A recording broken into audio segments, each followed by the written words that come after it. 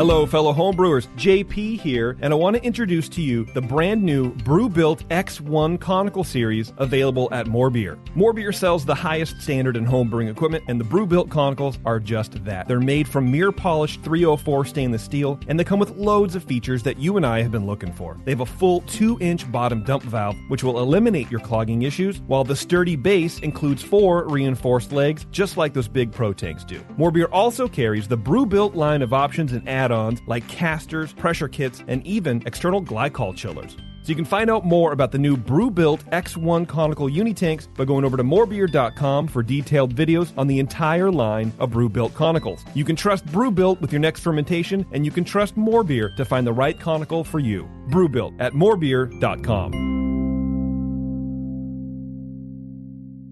Today's Sunday session is brought to you thanks to the fine folks at More Beer. Visit them right now at morebeer.com. Feels like work. Shooting the shit for 2 hours, drinking beer and talking beer. What a wonderful experience. Can we not have the barf bucket near my mixing board?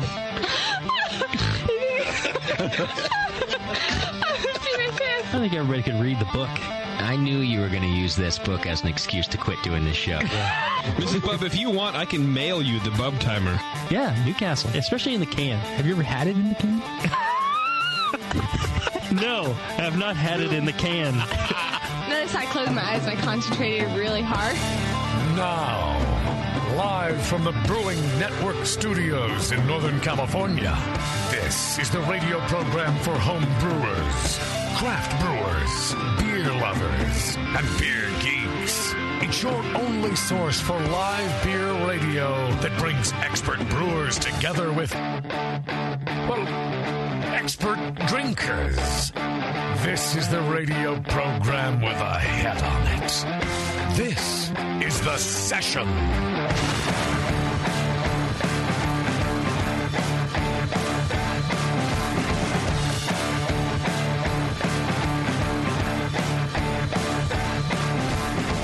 Happy SF Beer Week, everybody. We're in full swing here at the Hop Grenade. We had our Sour Saturday on Saturday that was pretty killer. 21 taps of sour beer. It's the first time we've done an event like that here at the Hop Grenade. And we got another one happening tonight, coinciding with this show that you're listening to right now. We've got John Gillooly from Drake's Brewing Company on the air with us tonight. Great guy. Yeah, I will not be able to pronounce Gillooly after another couple beers. Yeah, well, especially not after the beers we're going to be tasting tonight. Yeah, I know. We're doing the Hopocalypse release. So I'm going to say John Gillooly, John Gillooly, John Gillooly, and Use from him now later on, on. he's just John. Just John. John G. That's how it's going to go for the rest of the time. He's a great brewer. They just had their big Hopocalypse release out at Drake's Brewing Company, also on Saturday.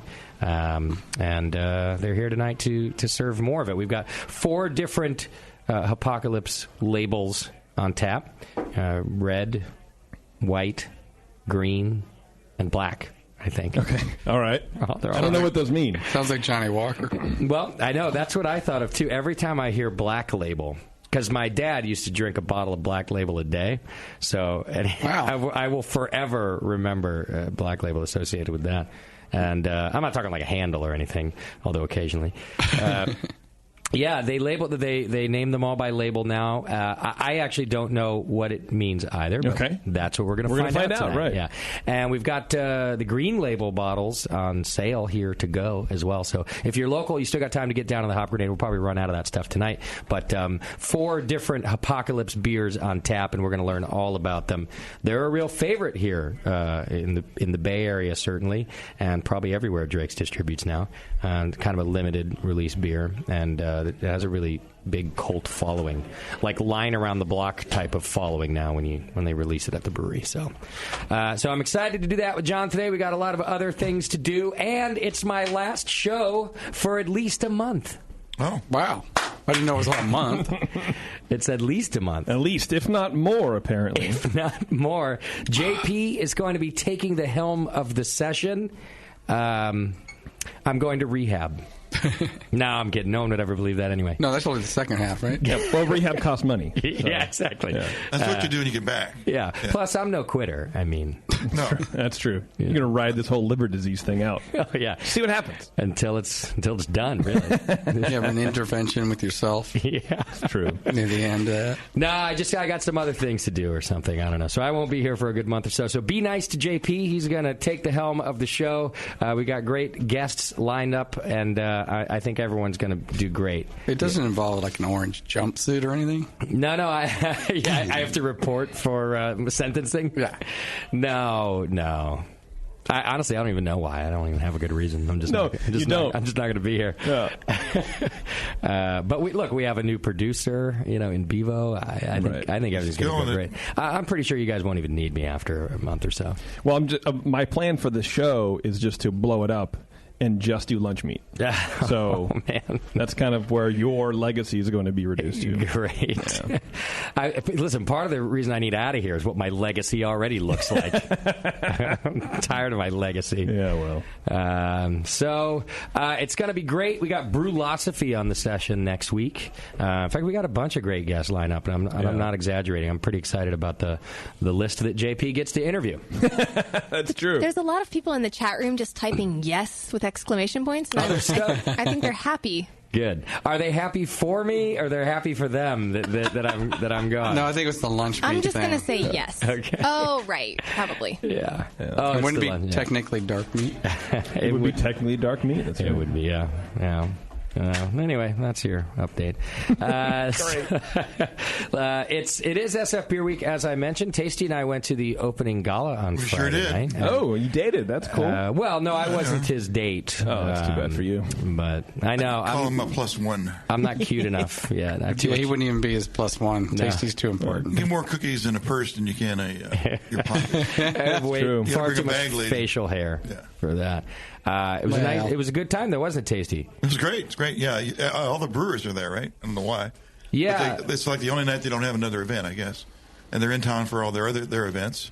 And yeah, all the brewers are there. You go talk to them about their beer and shit. It's great. Yeah, it was a piece of cake. It was out on Pier 35 in San Francisco, which was a nice venue. And I also had just a lot of good beers. You get a lot of the beers that people are ready to preview for the rest of Beer Week. Yeah, a lot of them they're introducing just for Beer Week. And, that they rolled out at their events.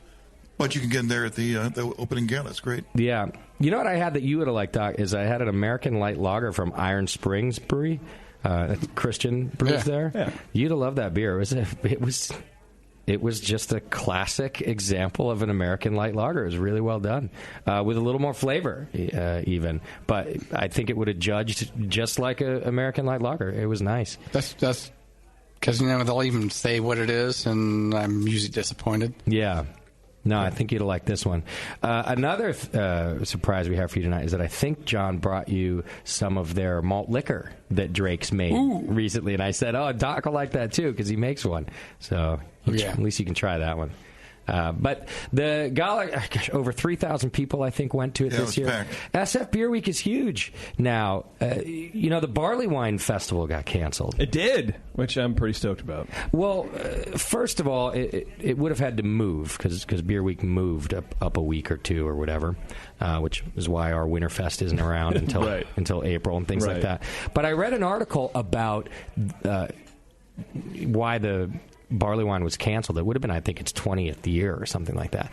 And he was mentioning, the owner, of course, was mentioning some of the same complaints I have about Beer Week. He said, Beer Week was scheduled originally where the Bistro Double IPA Festival and the Barley Wine event bookend the whole week. Right. And those two events had been going on for years and years anyway. They just sort of stuck SF Beer Week in the middle of it. And he said kind of, when SF Beer Week began, there was 25 events, and it was really cool and plenty to go around. And as the years went by and there were more and more events, now there's something like 700 events. And he was saying two things. One, that business declined at the bar, attendance declined at the Barley Wine event, which is on it was on the Saturday at the end of Beer Week, which is tough to, that's a struggle for any, so many events to compete with. But the other one he said is that people are just coming in broken. I mean, liver's broken and hungover and not feel. It's a week of. It's 10 days of binging at all of these events, and I kind of don't like that about it either. It's kind of irresponsible to serve them, kind of thing. Like they're don't you kill think themselves. with the 700, it's too much. Yeah, for there's me. too many options. So Toronto doesn't hold that many people, so we're talking about instead of 500 and having a line, there's maybe just 100 showing up now. Or something. Yeah, I hadn't been there in years because of that. If you're not there before 10 or 9 in the morning, you're not getting in, and then when you get in, you're smelling farts and seeing people passed out, and it's just like it's ugly, crazy. A lot of drunk people. Yeah, so But we've created an animal, and there's nothing we can do about it now. I mean, SF Beer Week is here to stay, and it's going to have 700 plus events, and it is what it is. I'm not. It's not my favorite week of the year. To me, it's really frustrating. I miss all these great events. Yeah. Normally, throughout the year, when there's a great event, I go. Right. You're right, because it's not competing with. Yeah, so when there's some nights there's nothing going on, well, fine, I'll pay that price. But I wish I could move some of these events that I'm missing to those nights. Yeah. Well, I will say that I do always enjoy the gala because I sort of get to try all the beers that are going to be around Beer Week anyway, and then.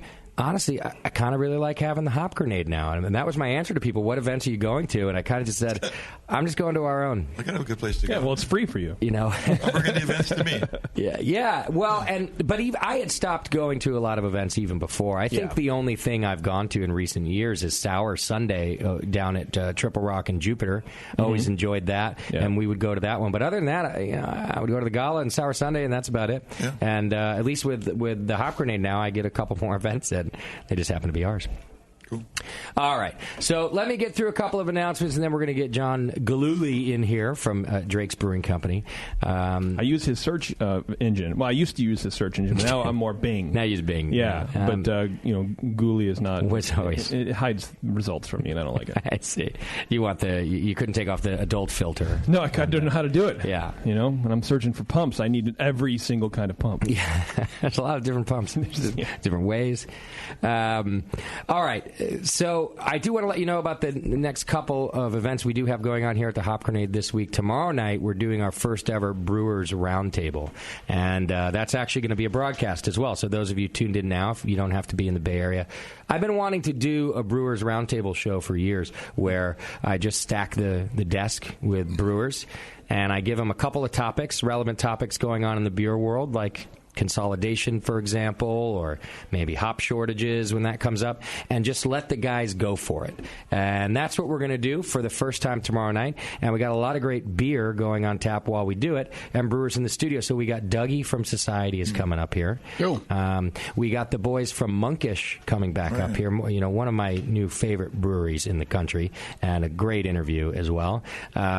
Julian Schrago from Beechwood Barbecue is going to be on the line with us. He sent beer up, but he's not going to be in the studio, but we will have Beechwood beer on tap. I was just down there this weekend. Yeah, drinking Beechwood beer. Nice. Oh, man. Always good. Yeah.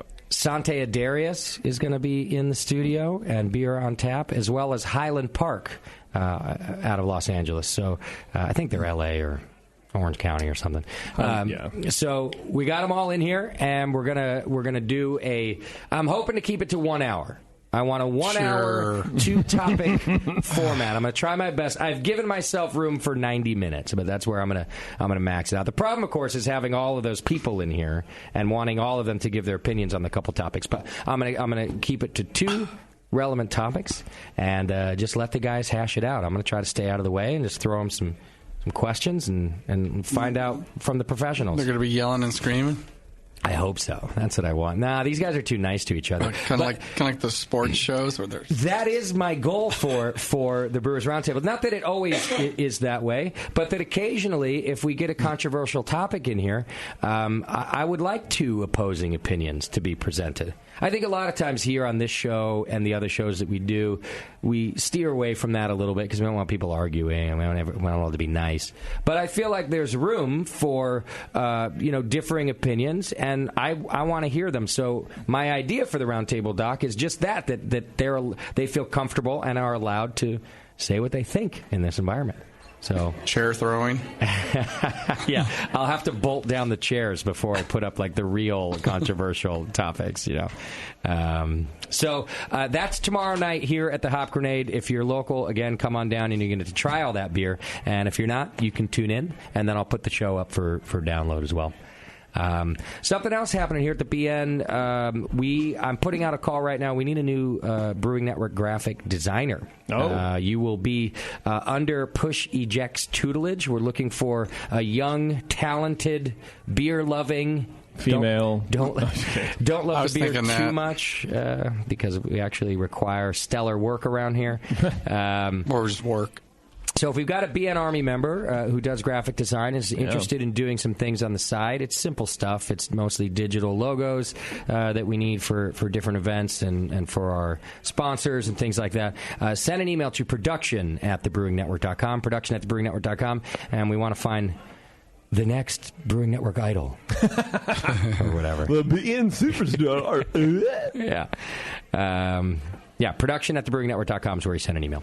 As I've been letting you know, Winterfest is now April 2nd. It's something like Springfest. I was Easterfest partially vindicated in my decision to move the festival. One of the reasons it was raining cats and dogs on Saturday morning. Nice. Okay, I forgot to make a note of that. So I do have. I didn't think. Kate is the one who reminded me. She's like, "Hey, note." It's totally raining outside right now. That made me feel good. Missed that one. So April 2nd, hopefully we'll have some good weather like we're used to for that festival, and we'll be sending out more information about that soon. Don't forget that you can get Moscow Hop Life gear in the Hop Life store, which I think is hoplifegear.com. Sure. I forgot to write down the Google URL. it. He's usually here for me. Bang it. To do it. If you look, just Google Hop Life. And you can check out his cool artwork on prints and clothing as well. It's good stuff. We've also got BN gear in our store. You can go buy Hop Grenade merch, and onesies are in there, and hats, and what about twosies? And, no, twosies are out of style. That's stupid. Yeah, everyone likes the onesie.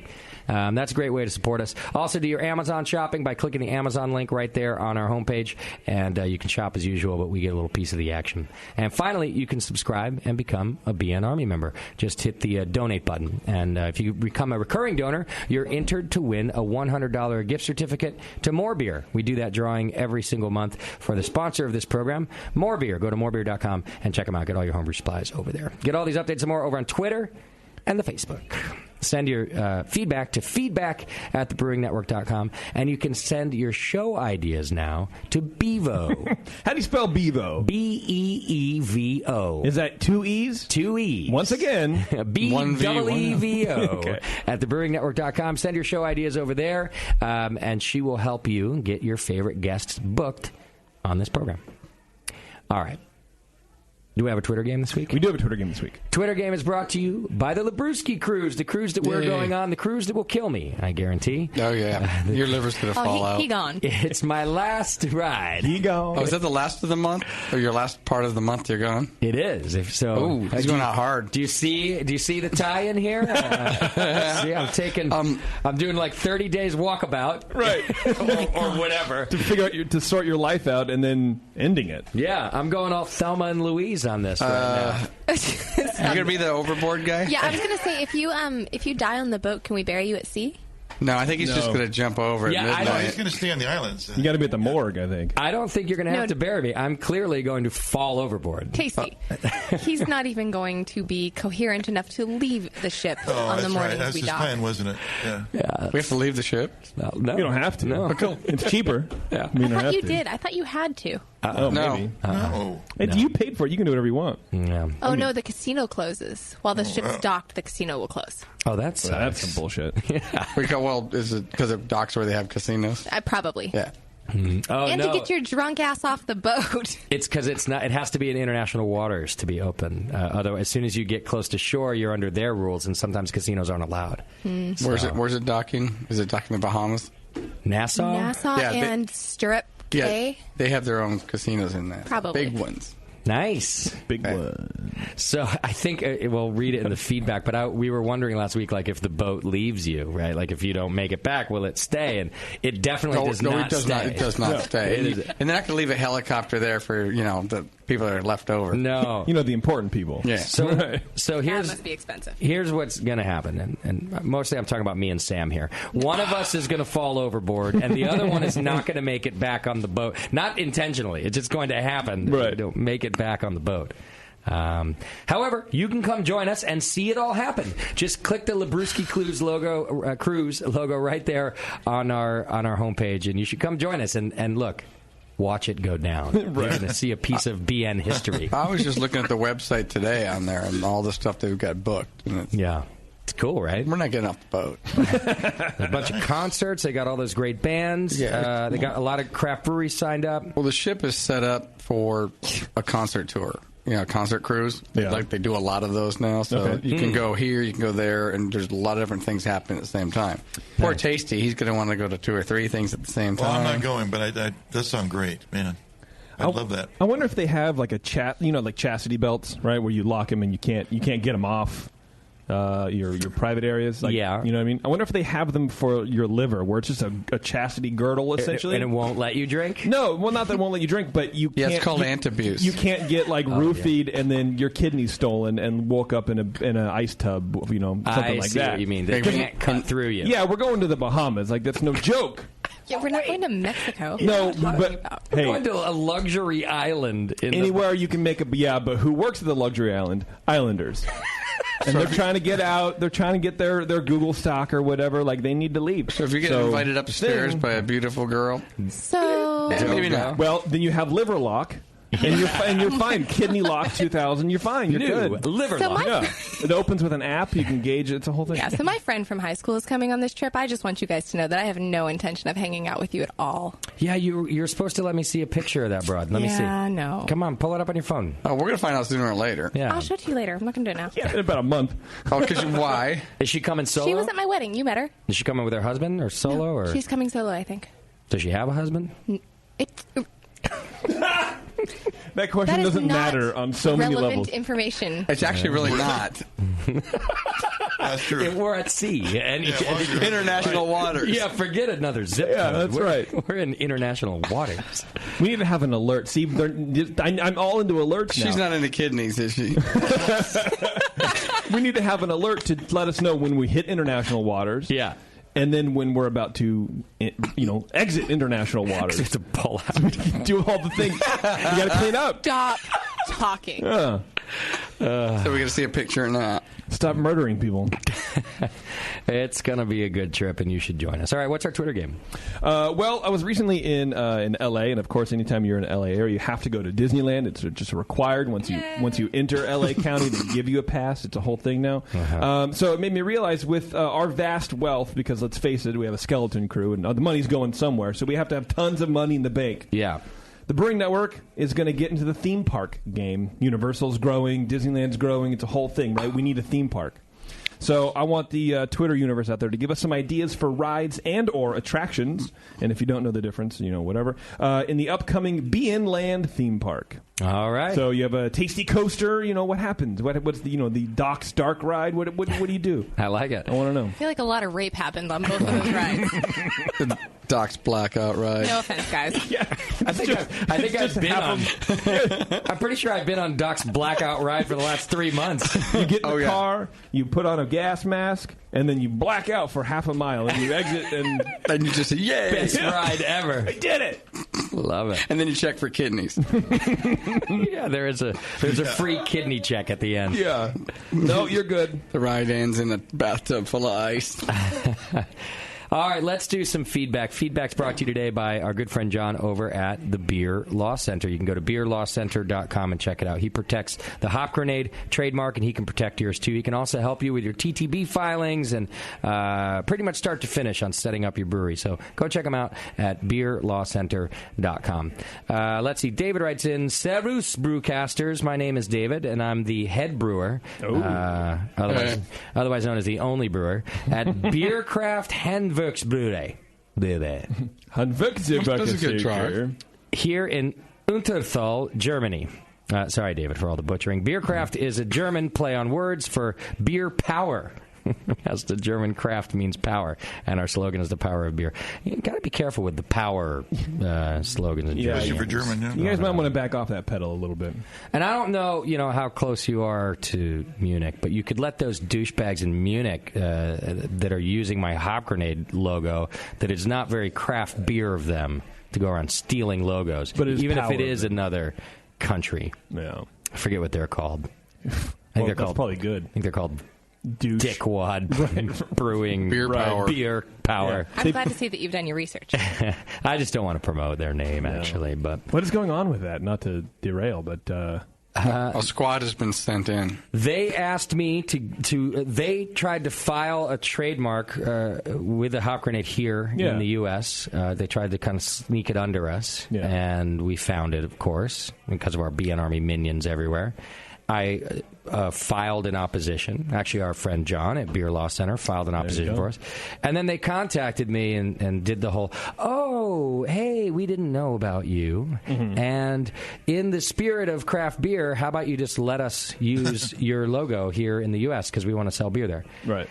And I said, in the spirit of craft beer, how about you get your own fucking logo? Right. You know, it was a polite exchange back and forth, but essentially I said no. They then went on to say, all right, well, here's the deal. We're going to trademark it in every other country in the world. So you can allow us to sell in the U.S. and then we'll allow you to do business in the rest of the world, or not. Mm-hmm. And I just said no, fuck off. It's not even a fair trade, to be honest with you. Not only am I going to do far more business in the U.S. market than I am anywhere else in the world, but they're going to do far more business in the U.S. market. And it also then puts a Hop Grenade beer on the shelf, so that if we ever want to put a Hop Grenade beer on the shelf, the market has been diluted. Mm-hmm. There's any number of reasons that it just didn't make sense. And I tried to politely have that exchange with them, that it doesn't make much sense. And I I'm sorry that you didn't hit Google. I mean, I went on Google.de, right, the German version, and Googled Hop Grenade, and we're still the first 3 pages. Yeah. So it wasn't even a language barrier that, but it is what it is. And then they just stopped communicating. So they may or may not have gone on with their plan for world domination. But well, it seems like a pretty blackmail anyway. They're really not going to trademark it in every country in the world. That's very expensive. And if as a small business, if you have that kind of cash, then you can pay somebody to get a better logo. You could threaten him with a world boycott, too. Yeah, and I haven't, I've kind of called him out a little bit, but I've been reluctant even to, say the name because I've had the beer, and I know a bunch of other people that have the beer, and I would prefer that they just put themselves out of business. I don't need that on my juju. I got enough bad juju. It's true. The beer is real awful, and so I'm hoping that they, just whatever. I mean, I don't like to wish bankruptcy on anybody, but I hope that they find another industry that suits them. Yeah. Or stop using my logo because frankly, it's not even their main logo. They have 10 other logos. Yeah. It's a tiny little piece on the neck label. And that was one of the things I said too. I was like, guys, if you take a look, it's my entire branding. So even if you want to stick to your guns about how you didn't know about me, which we both know is bullshit, and you want to call out this in the spirit of craft beer, that was their whole thing, then just don't use it. It's a tiny piece of your branding. It's my entire brand. Right. And they just didn't respond to anything logical. The problem is, you can trademark in the EU, and that gives you all of the European Union countries. Yeah. And frankly, I would love to do business in the EU one day, but it's still not worth the trade-off. So we'll see. I predict they'll just be gone, and then I'm back in the EU. Yeah. Just wish all the Syrian immigrants to go overrun their brewery instead of the train station. Instead of the train station. Yeah. I mean, I can always go do business in China because ain't nobody trademarking nothing in China. So it's true. Or the USSR. Is that still a country? No. That's probably why. I don't think that's a thing. Why you can do it. It's not a thing anymore. Just had a back in the USSR moment in my head. All right. Anyhow. I'd like to spend a little bit of time in your head. Just sit on the sidelines and see what happens in there. Oh, God. Doc has. It's a scary place. No, you don't. All right, let me get through this. What was this guy even saying? You know that position where you just hold your knees and rock back and forth? That's what it sounds like. That's what it is. Not all the time. It's like 80% of the time. But, dude, the 20% of the time that it's not like that, the 20% of the time it's not crazy in my head, it's really fun. Ooh. It's a good place to be. Well, that's why the rest of it's Justin's crazy. Funhouse. Yeah.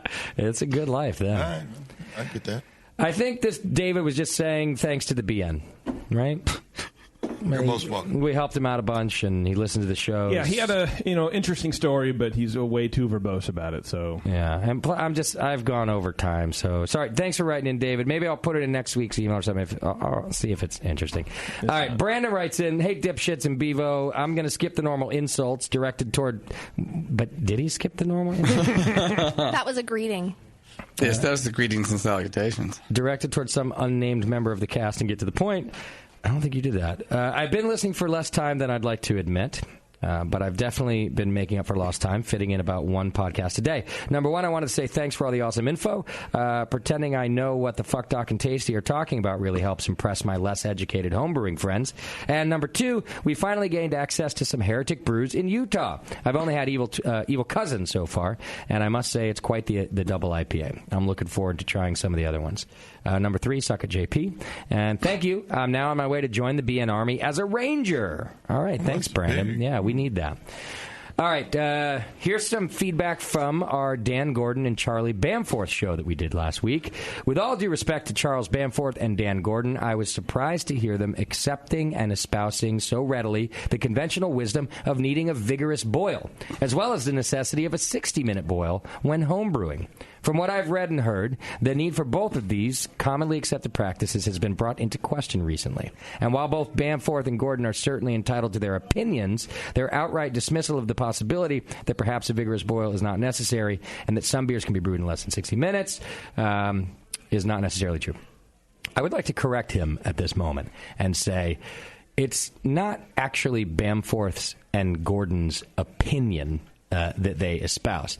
Both of them, and particularly Dr. Bamforth, said, I've seen the studies, I've done the research, and a vigorous boil is what needs to be done. So he wasn't saying, hey, I think it's better if you have a vigorous boil. He was saying, based on the evidence that I have seen for myself, a vigorous boil is where it's at. So I'm not sure I like where this guy's coming from. And especially, I don't know where these, things are coming into question all the time in recent. If we're talking about on forums, homebrew forums and just all over the interwebs, frankly, I'm going to take Bamforth's word for it until somebody proves to me scientifically that he's wrong.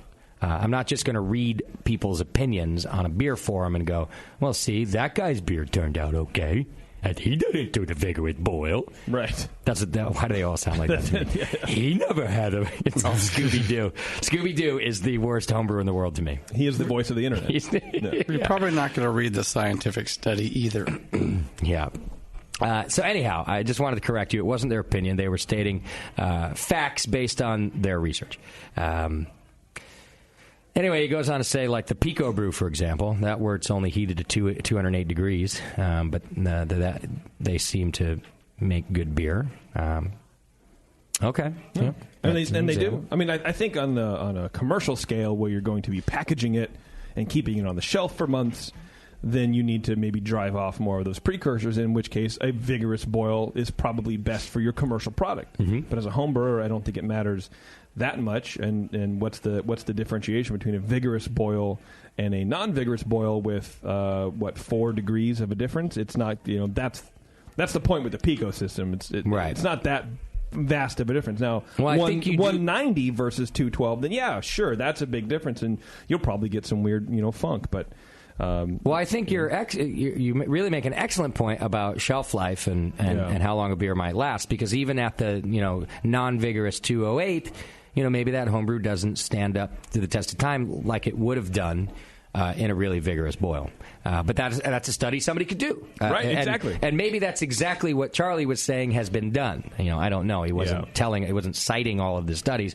I think he was just commenting commercially. And there is a difference. Homebrewers don't like to believe it. There's a difference between homebrew and commercial beer. Yeah. Yeah. And then I guess there was a boil length issue, and it looks like the guys who are going to be on the show next week over at Brewlosophy did a boil length experiment. Mm-hmm. So maybe that's something you can talk about next week, JP. Cool. And find out what the results were of that. But you can go. It looks like you can go check it out over on brewlosophy.com if you want to. Maybe just search boil length, and I think they did a 30-minute boil versus a 90-minute, and so at least there's some real scientific results. And I'm not. Right. Well, if they did lab work, you would have to see the method. I don't know the stealing of it because I didn't. What's great maybe about, they did. What's great about Marshall's from Brewlosophy, his tests, they're taste related. So if you can determine the difference, it doesn't matter what the numbers say. If you can tell the difference, if the average person, the average beer drinker can tell the difference, then there's an issue. But if you can't tell the difference, if you can't pick the incorrect thing out in a triangle test, it's pretty much just a non-issue. I see. Maybe potentially. I think he raises more questions really than he answers, but it's all. He's the only one doing this kind of stuff. Which again might not answer the question of shelf life or anything like that if you're just doing taste at that moment. So rather than actually noticing how much of this or that is still left in the wort and such. All right. Anyhow, thanks for writing in, Jesse. I do appreciate the commentary. All right. Josh writes in, Dearest Asshat and Bevo, I was listening to your conversation with Charlie about shoveling the mountain, while shoveling the mountain of snow that was on my front sidewalk. And the section on the size of Doc's Hummer had me laughing so hard that I fell into that mountain of snow twice.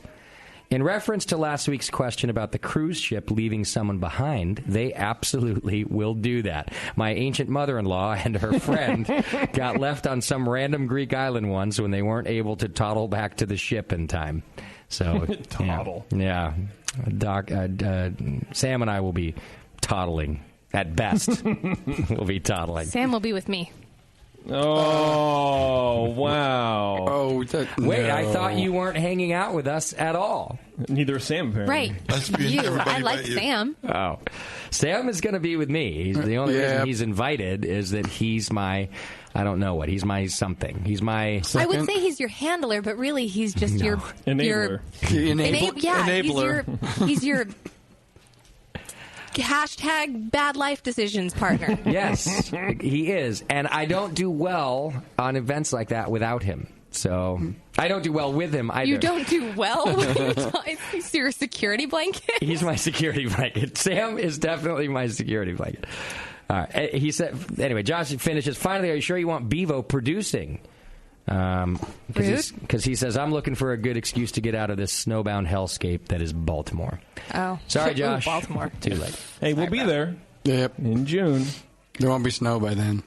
All right. Here's another one about the Women in Beer show that we had just recently. Wow, just wow. Your new name? Actually, sorry, the greeting is Mr. Crosley and other future co-defendants. Wow, just wow. The Women in Brewing show. After the opening, when I thought for just a moment Bevo was actually going to walk out, you, quote, professionals kept going. Does me no harm either way. That show set the bar in a whole other place in the land of jackassery.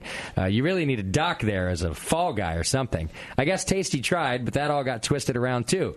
In all seriousness, I expect the show to be entertainment with a bit of brew info. But wow, Justin, did you get a call from the AHA governing committee after that show?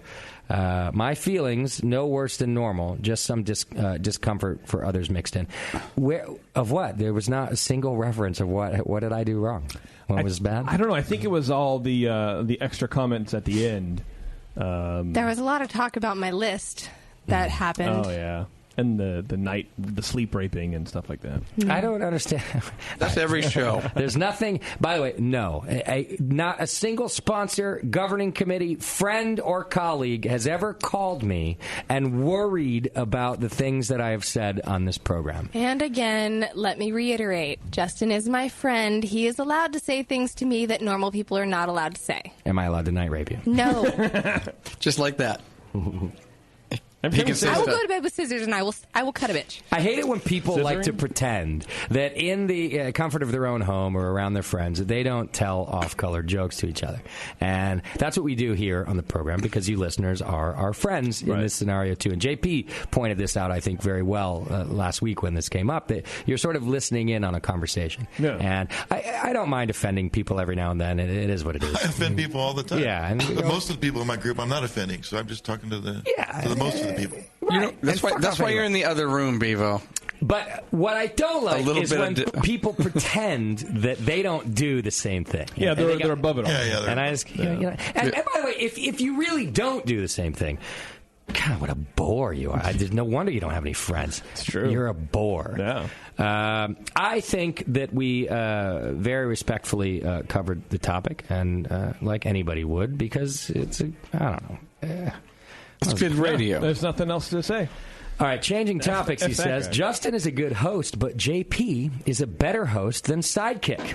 JP has an Ed McMahon laugh in years past, anyway. So feel free to take a year off to golf in Europe. This is now my favorite email we have ever gotten. Did he include a check? Turning now to the Drunk of the Week portion, my I guess he's writing in drunk, and he gave a resume. All right, he says he'll see us in Baltimore. Thanks for writing in. Good feedback. Good warning. Bevo letting it go too far. Carl writes in, hey, Internet Radio guys, I have only listened to a handful of shows and was curious how Sam feels about the way Justin talks about his wife. Might be fun and games at first, but I'm sure it gets to him after a while. Thanks for your time. Bevo.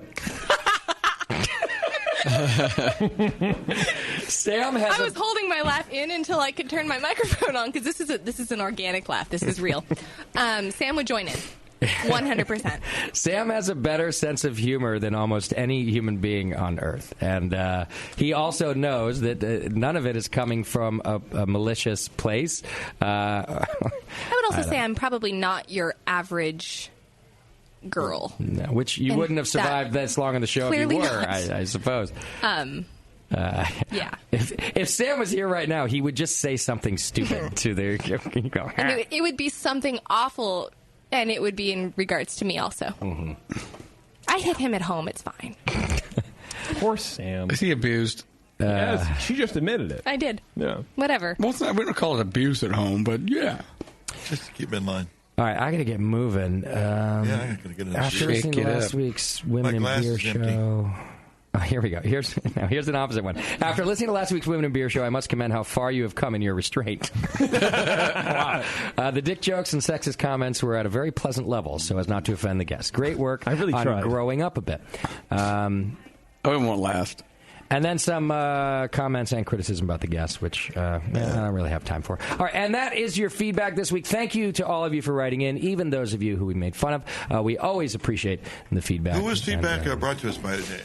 John at Beer Law Center. You go to beerlawcenter.com. Unfortunately, John can't protect me when I get sued by one of these douchebags. That's true. But I'm assuming you have an LLC to protect you from that, your personal assets. Mm-hmm. At least on S Corp. What S? Okay. All right. When we come back from break, we've got John Gillooly from Jake's Brewing Company in the studio with us. We're going to be talking about Hopocalypse. We've got 4 different versions to try, and he's going to teach us all about it. So hang in there. It's the session. We'll be right back.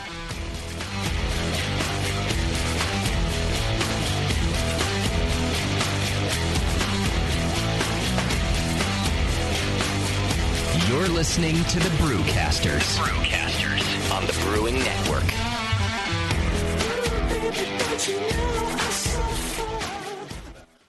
Since the first time the Brewing Network microphones turned on, More Beer was behind it. More Beer sponsors the programming on the BN because, like you, they love brewing. And like the Brewing Network, they love sharing their knowledge. Morebeer.com isn't just a website to place your next equipment or ingredient order. Morebeer.com also gives you access to free beer information that will make you a better brewer. Go to morebeer.com and click into the Learning Center. You'll find podcasts, technical facts, video tutorials, and more, including access to The Buzz, More Beer's social network of more than 5,000 members. And some of them might even be crazier about beer than you are. Get over to morebeer.com today and take advantage of The Buzz, the forum, the Learning Center, and make sure you're signed up to receive the newest More Beer catalog. More Beer, bringing you absolutely everything for beer making. Marin Brewing Company in Northern California has been making award-winning beers for more than 25 freaking years. Today, I want to tell you about their new 12-ounce cans of Mount Tam Pale Ale. The good stuff. Mount Tam is bright gold, 5.5% ABV to keep you feeling good, and has been winning awards since 1989. If you're visiting the Bay Area, get your butt out to Marin Brewing Company. They pour tasty beers and serve great food every day until midnight. Come in for a tour, stay for the food, and pick up a 6-pack of cans of Mount Tam Pale Ale to enjoy at home, camping, biking, or whatever the hell you do. Owner Brendan Moylan has this to say about Marin Brewing beers. It's freaking awesome. Marin Brewing has won more than 100 gold medals in international competitions. Check out marinbrewing.com for all their award-winning beers, food, and merch. Marin Brewing Company in Larkspur, California. Award-winning taste, refreshing finish. It's freaking awesome. Beer tasting games that train your palate, a brewery locator, and the brand new interactive beer style guide. These are just a few of the awesome things you'll find on craftbeer.com. The style guide is a beautiful example of technology in beer. Browse beer style families or turn on the automatic beer style finder and explore beer through color, bitterness, ABV, aroma, and flavor. It's really the coolest way to explore every beer style besides having them all in front of you. Go to craftbeer.com and click on Beer Styles to start the guide. Plus, enjoy the rest of craftbeer.com, the Brewers Banter blogs, beer education, how to host a beer tasting, and the invaluable Draft Quality Manual. Tons of great content that makes your beer better. Visit the new craftbeer.com right now and explore the website that brings you all the passion, camaraderie, and creativity of the craft beer community. Craftbeer.com, celebrating the best of American beer. Ken Grossman of Sierra Nevada Brewing Company says making great beer is hard. Making the same great beer every day is harder. Brewers Publications announces its latest release for breweries of any type and size. Quality Management, an essential guide for brewers by Mary Pelletieri. Proper quality management for small, regional, and national breweries is critical. Whether you are an established business or brand new, learn the best ways to create and manage a quality system in your brewery. This book will guide you in developing a comprehensive program that will grow with your brewery, help ensure quality processes in the brewery, and continue providing great beer for your fans. Quality management for breweries is critical for continued success. This guidebook teaches you to integrate quality management in every level of the operation. It will guide you in developing a comprehensive program to ensure quality processes in your brewery. Quality Management, an essential guide for brewers, now available from Brewers Publications. Learn more at brewerspublications.com. The 21st Amendment. Watch out! Do you like beer? They make beer. Watch out! Do you like friends and fun? They make friends and fun. Watch out! Do you still like to have a good time? The 21st Amendment. Watch out! The 21st Amendment in San Francisco, located at 563 2nd Street, 2 blocks from the building where baseball is seen and played. Try their beers in the pub or try them in the can, featuring Monk's Blood. Made with real monk. Watch out! So why not have the best time of your life? Go to the 21A and Sean O'Sullivan will personally greet you with a can of Monk's Blood. The 21st Amendment. Watch out! This advertisement is not in any way affiliated nor associated with the 21st Amendment Bar and Pub, nor its subsidiaries or affiliates. This telecast is not copywritten by the 21st Amendment for the private use of the Brewing Network. Any use of this telecast without Jamil Zainashev's consent is prohibited. Suck it, JP.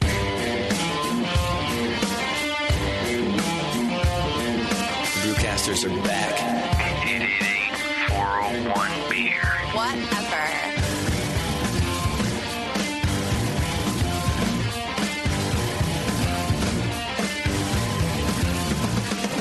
All right, welcome back to the program, ladies and gentlemen. We're having a good time here at the Hop Grenade for our very own Hopocalypse night. You can still come down and get the beer if you want. It's on tap and in bottles. All 4 Hopocalypse beers are now on tap.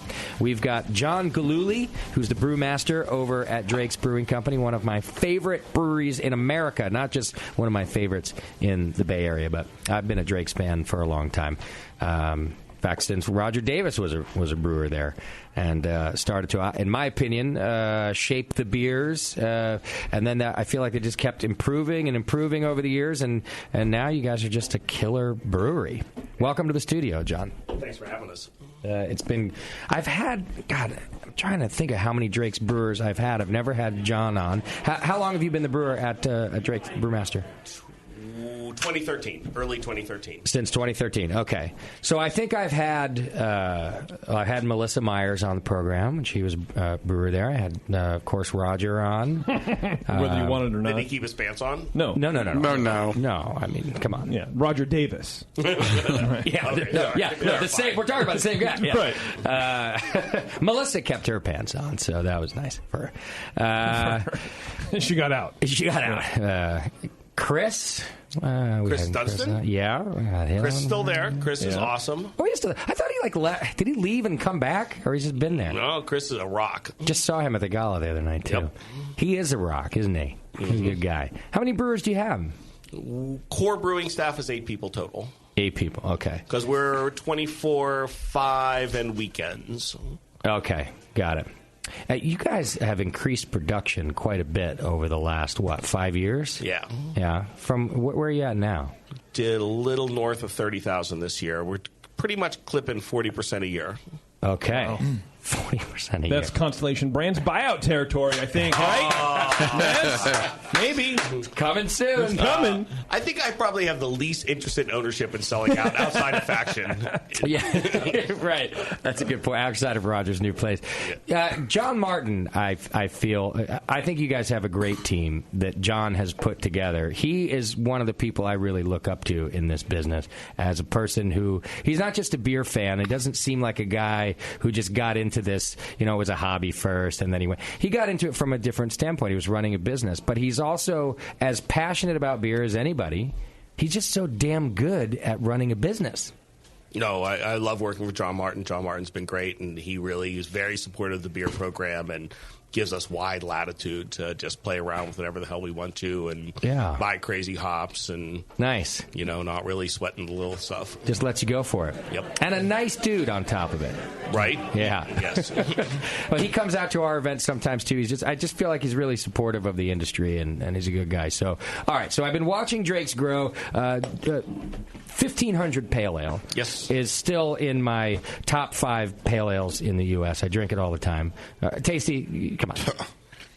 It's as good a pale ale as Blind Pig is an IPA. There you go. I don't know what that means. That means it's pretty good. Oh, it means it's pretty goddamn good. Yeah. It's like 11 on the 10 scale. We like to have it here on tap at the Hop Grenade. Although somebody locally, who I love this establishment, has it for like $3 a pint all the time. Like all the time. All day long. You go in. You go in over there. Yeah, all day. Not at the Hop Grenade. Yeah. So I tend to go drink my Drake's 1500 over at the other place, and then I think it's weird. I go in there and they've got like a great draft list, and I'm looking them over and I go like, oh man, what am I going to have? The best beer up here is 1500. I just feel bad that I'm paying like I'm here because I'm cheap, not because I always apologize. I'm sorry, it's the best beer there. Yeah. Charge me for 3 and I'll just drink 2. Whatever. That's a good place. Liz, is that your account over there too? Yeah, you love them right now. They buy all the 1500 in the East Bay. All right. So tonight we're doing our own Hop Grenade release of Hopocalypse. Of course, Drake's did it over the weekend with a big bash, and we're happy to have it on tap now. We got a full bar because of it too. Let's just go straight to it and talk about the beer, John. Is that cool? Sure. So for those that don't know, what is Hopocalypse? Hopocalypse is our seasonal double IPA. We put it out every year at this time of year. For SF Beer Week, it's kind of like our big boom, drop the mic sort of beer. Okay.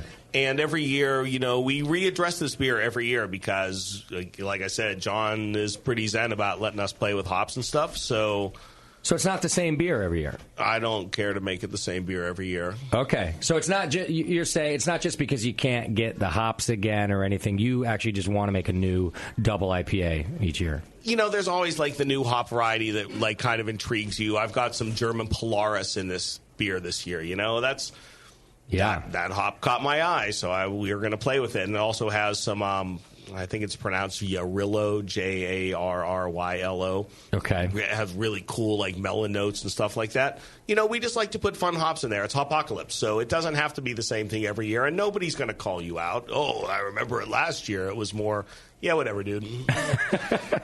And maybe this is a dumb question, but do you then also have to change the malt bill and the gravity, or do you try to keep that the same and only change the hops? We keep the technical steps pretty much the same. The IBUs are the same. Okay. Sort of the dry hop rate in terms of pounds per barrel are the same. The whirlpool rate, pounds per barrel, are the same. But outside of that, we're not going to go crazy. Like next year, it's not going to be, John made it with Saws and Styrian Goldings. Okay. But every year, like there's cool new varieties coming out of like the USDA program. There's new varieties coming out of Steiner's been putting some really interesting hops out there. I feel obligated to play with them. Okay. Do you do some? I feel like maybe there's a lot of pressure now around this beer because everybody loves it. Do you do test batches or anything like that beforehand, or do you just kind of go for it and that's Hopocalypse? We're under construction right now, so I didn't get a chance to play with any test batches. I would prefer to do at least one test batch. Okay. But, what we do is sit down and we bring the whole staff in and we sit down and we crush the hops and we smell the hops and we just kind of like hedonically like say, I like this hop, I like this hop, I like this hop. Mm-hmm. And then we go from there and we're like, well, let's make this beer with these hops that the entire staff is really fond of. Got it. And, of course, you have to decide which ones then go together well, too, or do you not worry too much about that? Nah, to some extent, like, we'll rig the game to some extent. I'm not going to put, Zaz isn't on the table. Yeah. Okay. You know what I mean? Sure. So these are like, we tend to, we will kind of route the people into, like, we want you to pick from these hops. Okay. Do you care what the bittering hop is? Is that part of the selection, too, or do you kind of use something basic there and only worry about late edition? We've been pretty stuck on Warriors lately just because it's a very high alpha and low cohumulone hop, so we don't have to use very much of the boil. I'm always concerned that, like, if you use a mid or, mid-coat, a mid-alpha hop, that you're going to boil too much just, hop matter, and you get too much chlorophyll and just, like, off flavors from that. Okay. So we've been pretty, and frankly, we're looking at extracts and stuff like that for bittering moving forward. You are? Yes. That's interesting. And a lot of breweries are doing that now, right? Well, you're also looking at wort loss. Okay. Because, if you got to put 10 pounds of hops into a 15-barrel boil, you're probably looking at least half a barrel, if not a full barrel of wort just gone in that big hop pile. Wow. So it's an efficiency thing. Are extracts cheaper or more expensive? I don't want to say that I pay absolutely no attention to how much these things cost, but I actually pay no attention to how much these things cost. Okay, you just go for it. Yeah. All right, so even in the Hopocalypse, then, you don't really... You have your standard bittering hop that you probably use in a lot of your hobby beer. You just focus on the late edition when you guys are picking these new varieties. Absolutely. Okay. And we were really looking at the Whirlpool edition and the dry hop. Those are the two things that we're really looking at. And some hops, they really respond better to the Whirlpool because they have some notes that will volatilize off in the heat. Like there's some hops out there that have some real onion garlic character out there. Mm-hmm. If you put them in the Whirlpool, a lot of that onion garlic goes away. Okay. Because that's like the first thing up the stack. Got it. Wouldn't dry hop with those hops. Got but it. Some pretty... We have one that's a Steiner experimental called EXPO7270.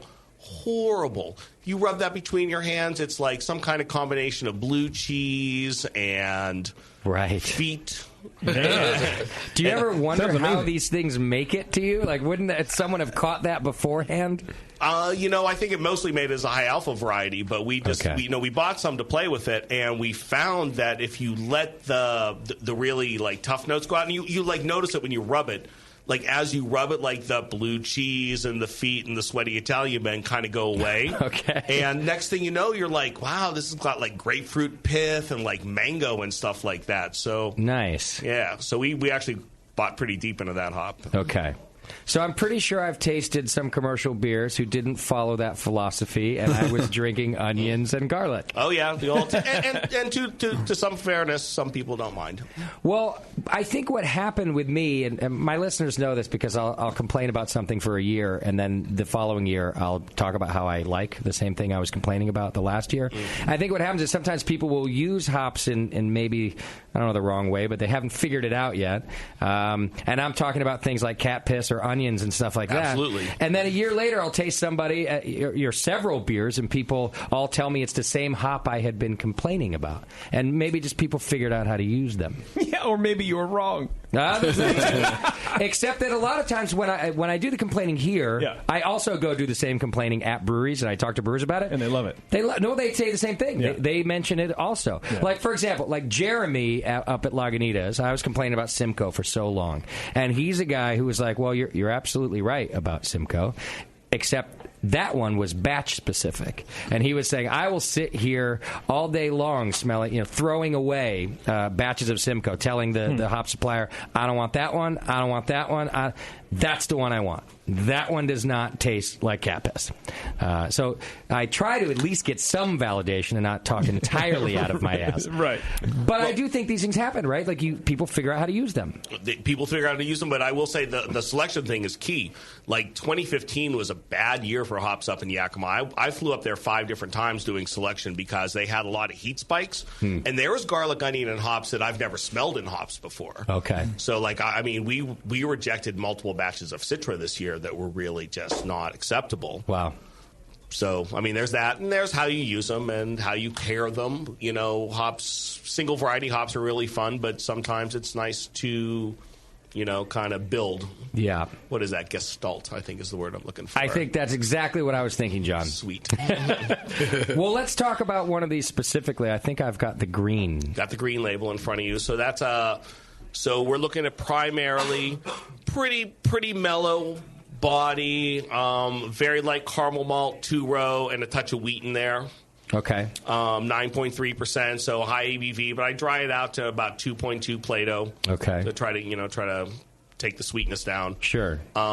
This is the beer we played with a Polaris in. Okay. That's in the Whirlpool. The Polaris is a kind of scary hop that smells sort of in your hand like the combination of a tire fire and overcooked cabbage. Okay. But in the Whirlpool, it seems to turn into some fruity notes. Yeah. We have some of that Urillo in there, which is a very new variety that we still are trying to figure out what the best thing to do with it is. But we thought it would be fun to put it in there. Okay. And then the dry hop is very, very Simcoe Mosaic heavy.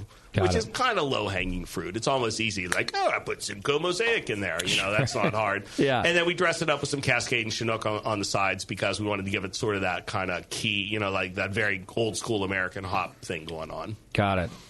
With that description, it would sound to me like it would be really in my face with a lot of hop spikes, like a lot of different bold notes, but it's actually really kind of mellow and round, I feel. It is pretty round, and I feel like they kind of rounded each other out.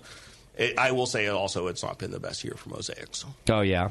Our selection on Mosaics this year, we never saw a lot that really blew our faces away. Like we've had previous years of Mosaics where we're just like, that's our Mosaic, and this year it was kind of like after 3 selections we're like, that's our Mosaic. Right.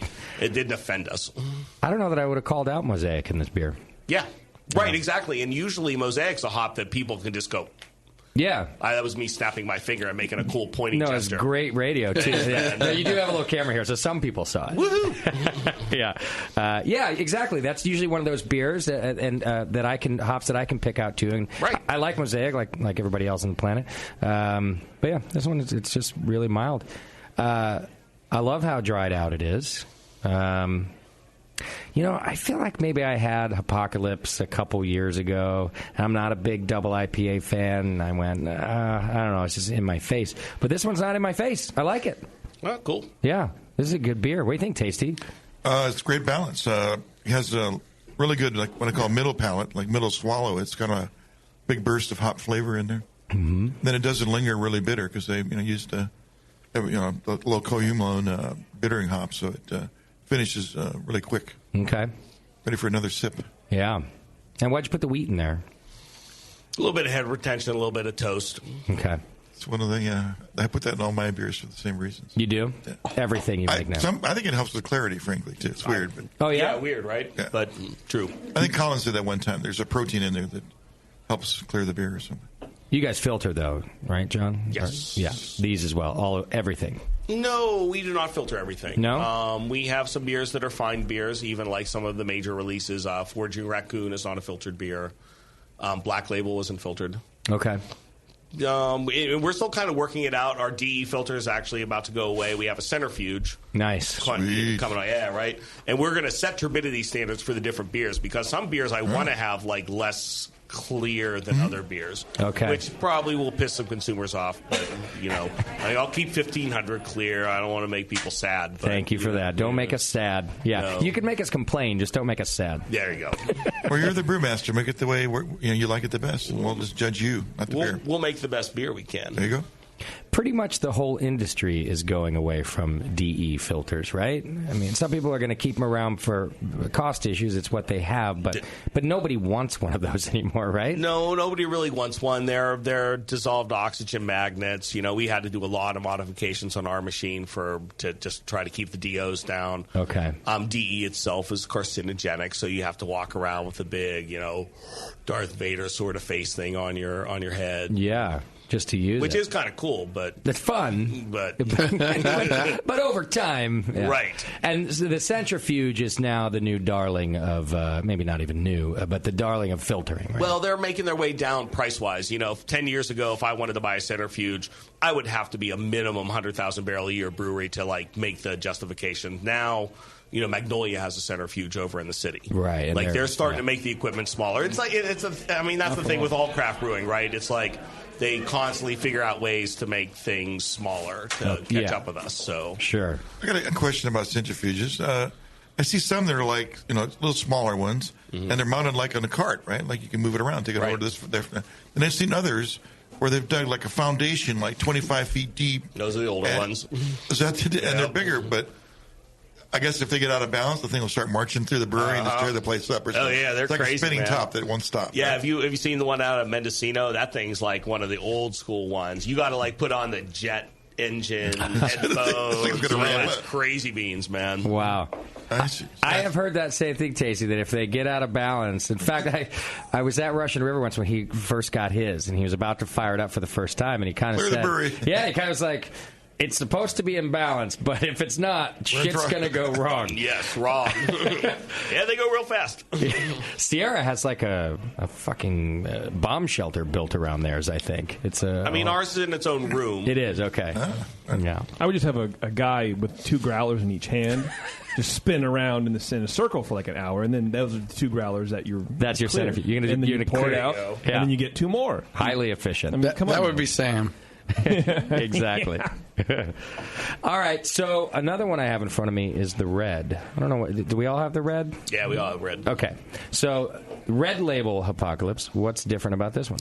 So this is an expansion of the, we kind of realized that apparently there are 4 horsemen of the apocalypse. I was not aware of this. I thought maybe it was like a metal band reference, but I'm not very Probably also is that by now. Hopefully so. Yeah. But anyway, one of them was red and one of them was white. So though we expanded the line out to do a red and a white. For the red, we had a lot of back and forth about, well, what do we want Red Hopocalypse to be? Do we just want it to be a big Imperial Red? Well, I don't know. The staff wasn't really super embracing the big Imperial Red.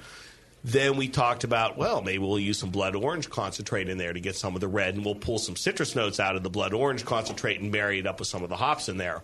So we kind of, look, you guys are drinking a test batch of this as far as I'm concerned right now. Yeah, this is the first 15. I've never brewed with blood orange concentrate, and I used to be the brewmaster at Dogfish, and I've brewed with some weird shit. But, never. That's amazing. Yeah, okay. So So we kind of went both routes. We're like kind of Imperial Red, kind of blood orange.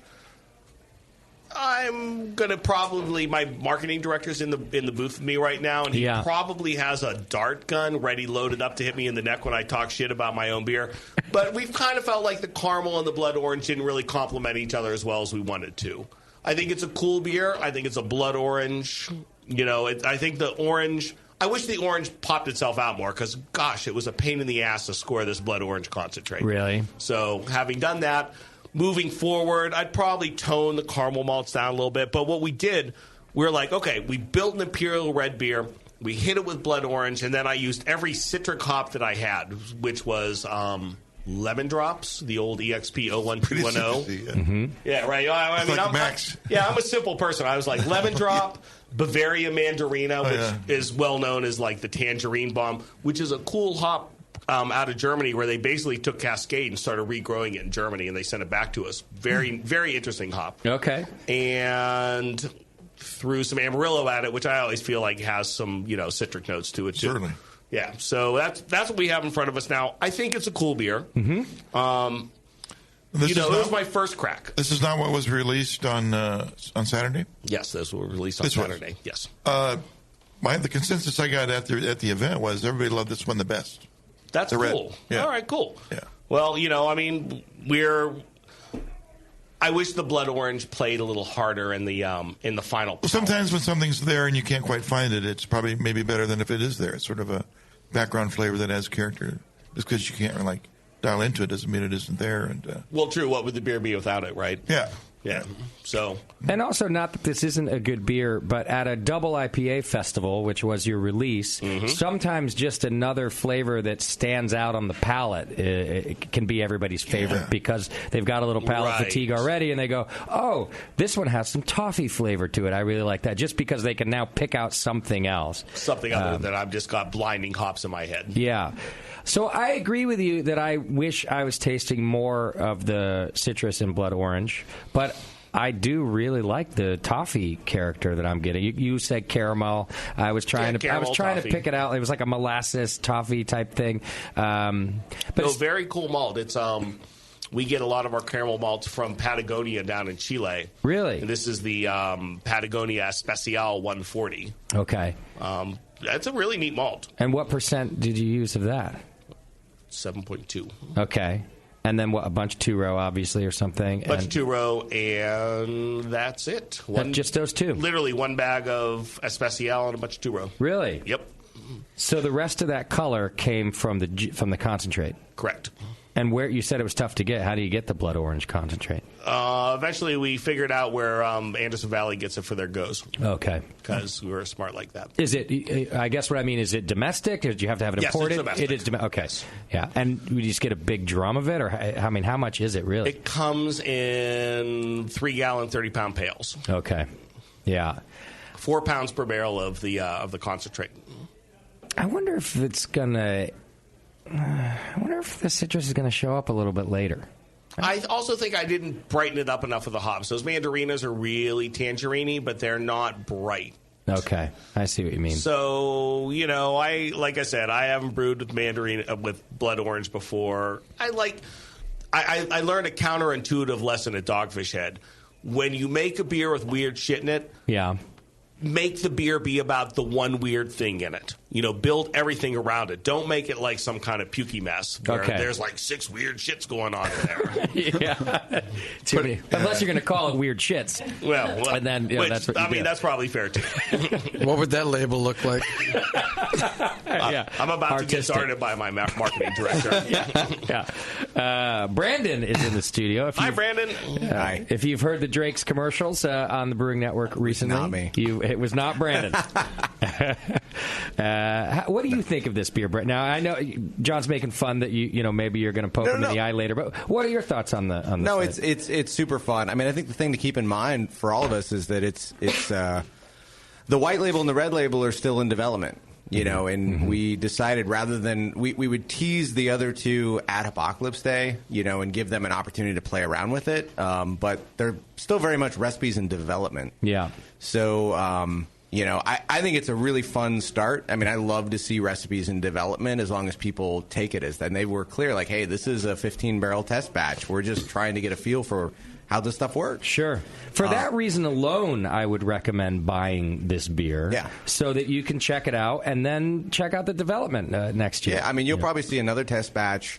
I mean, we're not going to actually put out a bottle of this until April, May. Oh, I see. This one's draft only. Yeah, so this is draft only, and then the bottles will come out this spring. Okay. So I can almost guarantee you that once these guys are... I mean, they go off and they have conversation after conversation to develop beers and, stuff that we don't see on our side of it. And, then they end up giving up something amazing. Yeah. So I have no doubt that what is in development will end up being something different but amazing. But it is fun to see what's going on in the meanwhile. Sure. So. Yeah, I like tasting all of these things. All right, why don't we do this? We're going to take a break. We've got a couple more Hopocalypse beers to try. Plus, we put some Drake's sour beer on tap tonight, too. That's something you guys have started to do in the barrel program? We have. Do you do that because you love sour beer or because you have to? That's what everybody is getting into right now. No, we love sour beer. Okay. I mean, we really, as drinkers, we're pretty fond of it. As drinkers, yeah. Well, so are we. So here's what we're going to do. We're going to take a quick break. When we come back, we'll talk a little sour beer with Drake's and a little bit more about the other Hopocalypse beers, too, and learn from John as we go. 888-401-BEER if you want to call in and ask questions. Hang in there. It's The Session. We'll be right back. You're listening to the Brewcasters. The Brewcasters on the Brewing Network.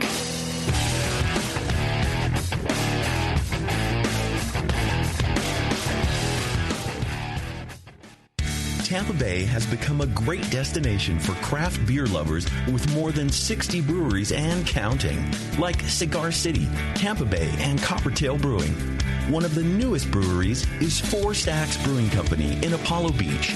Four Stacks believes that the West Coast can't have all the fun, so while we feature West Coast beer like Stone, Ballast Point, and Green Flash on tap, we also brew hopped up ales to our liking in the West Coast style, even as they're truly Florida. Come in and see for yourself. Four Stacks hosts monthly homebrew club meetings, bottle shares, and partners with local restaurants for free food delivery while you enjoy your pint in their new tap room. Stop by Four Stacks Brewing and support the greater Tampa Bay craft beer scene at a brand new community-oriented independent brewery. Four Stacks Brewing, bringing the best of the West Coast style and attitude. Four Stacks Brewing Company in Apollo Beach, Florida. That's it. I've had it. I am never putting hops in my beer again. What? Why? It's just too ridiculous. Insane prices, stupid contract, high shipping costs, crappy selection. Dude, you need Nico Brew. Nico Brew will rock your f***ing face right the f*** off your f***ing skull. $5 shipping to all 50 states, plus fantastic international rates get you low prices on Nico Brew's great selection of hops and more. Whether you're a home brewer, a pro brewer, or a homebrew shop owner, Nico Brew can get you the hops you need in increments big and small, single orders, spot buys, or full contracts. And there's only one place to join the uber special secret elite bare bones club where you'll get the best deals anywhere. Holy shit. NicoBrew.com. NIKOBREW. Nico Brew, your bare bones buddy in the brewing business. Do you know the three most important rules in brewing? Sanitation, sanitation, and sanitation. And no one does it better than 5-Star Chemicals. 5-Star knows sanitation. You can only sanitize clean equipment. And 5-Star knows how to clean, too. For craft brewers and home brewers, 5-Star has what you need to keep your fermenters, serving tanks, kegs, and draft lines sparkling and free of any beer-spoiling bacteria. PBW, caustic, acid cleaners, Star San, SaniClean, lubricants and defoamers, pH stabilizers, and more. 5-Star Chemicals has cleaning supplies, safety supplies, heat exchangers, pumps, hoses, and valves. And 5-Star is proud to offer eco-friendly products that exceed customer expectations. If you have a cleaning problem, you need the 5-Star solution. Visit 5starchemicals.com or call 800-782-7019. 800-782-7019 and get the 5-Star treatment today. Williams Brewing is your online resource for prompt delivery of quality home brewing supplies. Since 1979, Williams Brewing has offered the finest equipment and the freshest ingredients, backed by the best customer service in the business. Do you like to mash using efficient fly sparging, but would like an easy way to heat your strike and sparge water? Enter the new Brewer's Edge electric mash water heater, a plug-in, anywhere, precisely controlled heater for strike and sparge water. Ditch the fumes and second burner and make mashing easy. Go to williamsbrewing.com today and browse their vast selection. That's williamsbrewing.com. Orders placed by 4 p.m. Pacific Time weekdays ship the same day. Brewing is easy the Williams way. If you haven't heard, there's a completely new brand of brewing equipment. kettles, burners, and accessories. Trustworthy everyday gear that helps you forge and shape outstanding beer the way you want. It's called Anvil Brewing Equipment. Hi, I'm John Palmer. You may remember me from such self-help books as How to Brew, Brewing Classic Styles, Water, and the Brew Strong podcast. I am very pleased to announce the debut of Anvil Brewing Equipment from Blickman Engineering. I have been working closely with them these past few years to develop products that combine the best of materials, features, and price point. Each of these products has been developed, tested, and reviewed to meet these ideals and bears the Palmer Brewing Solutions stamp of approval on the packaging. Anvil Brewing Equipment, inspired by Palmer, built by Blickman, and made for you. Check out anvilbrewing.com. Anvil. Durable, reliable, dependable.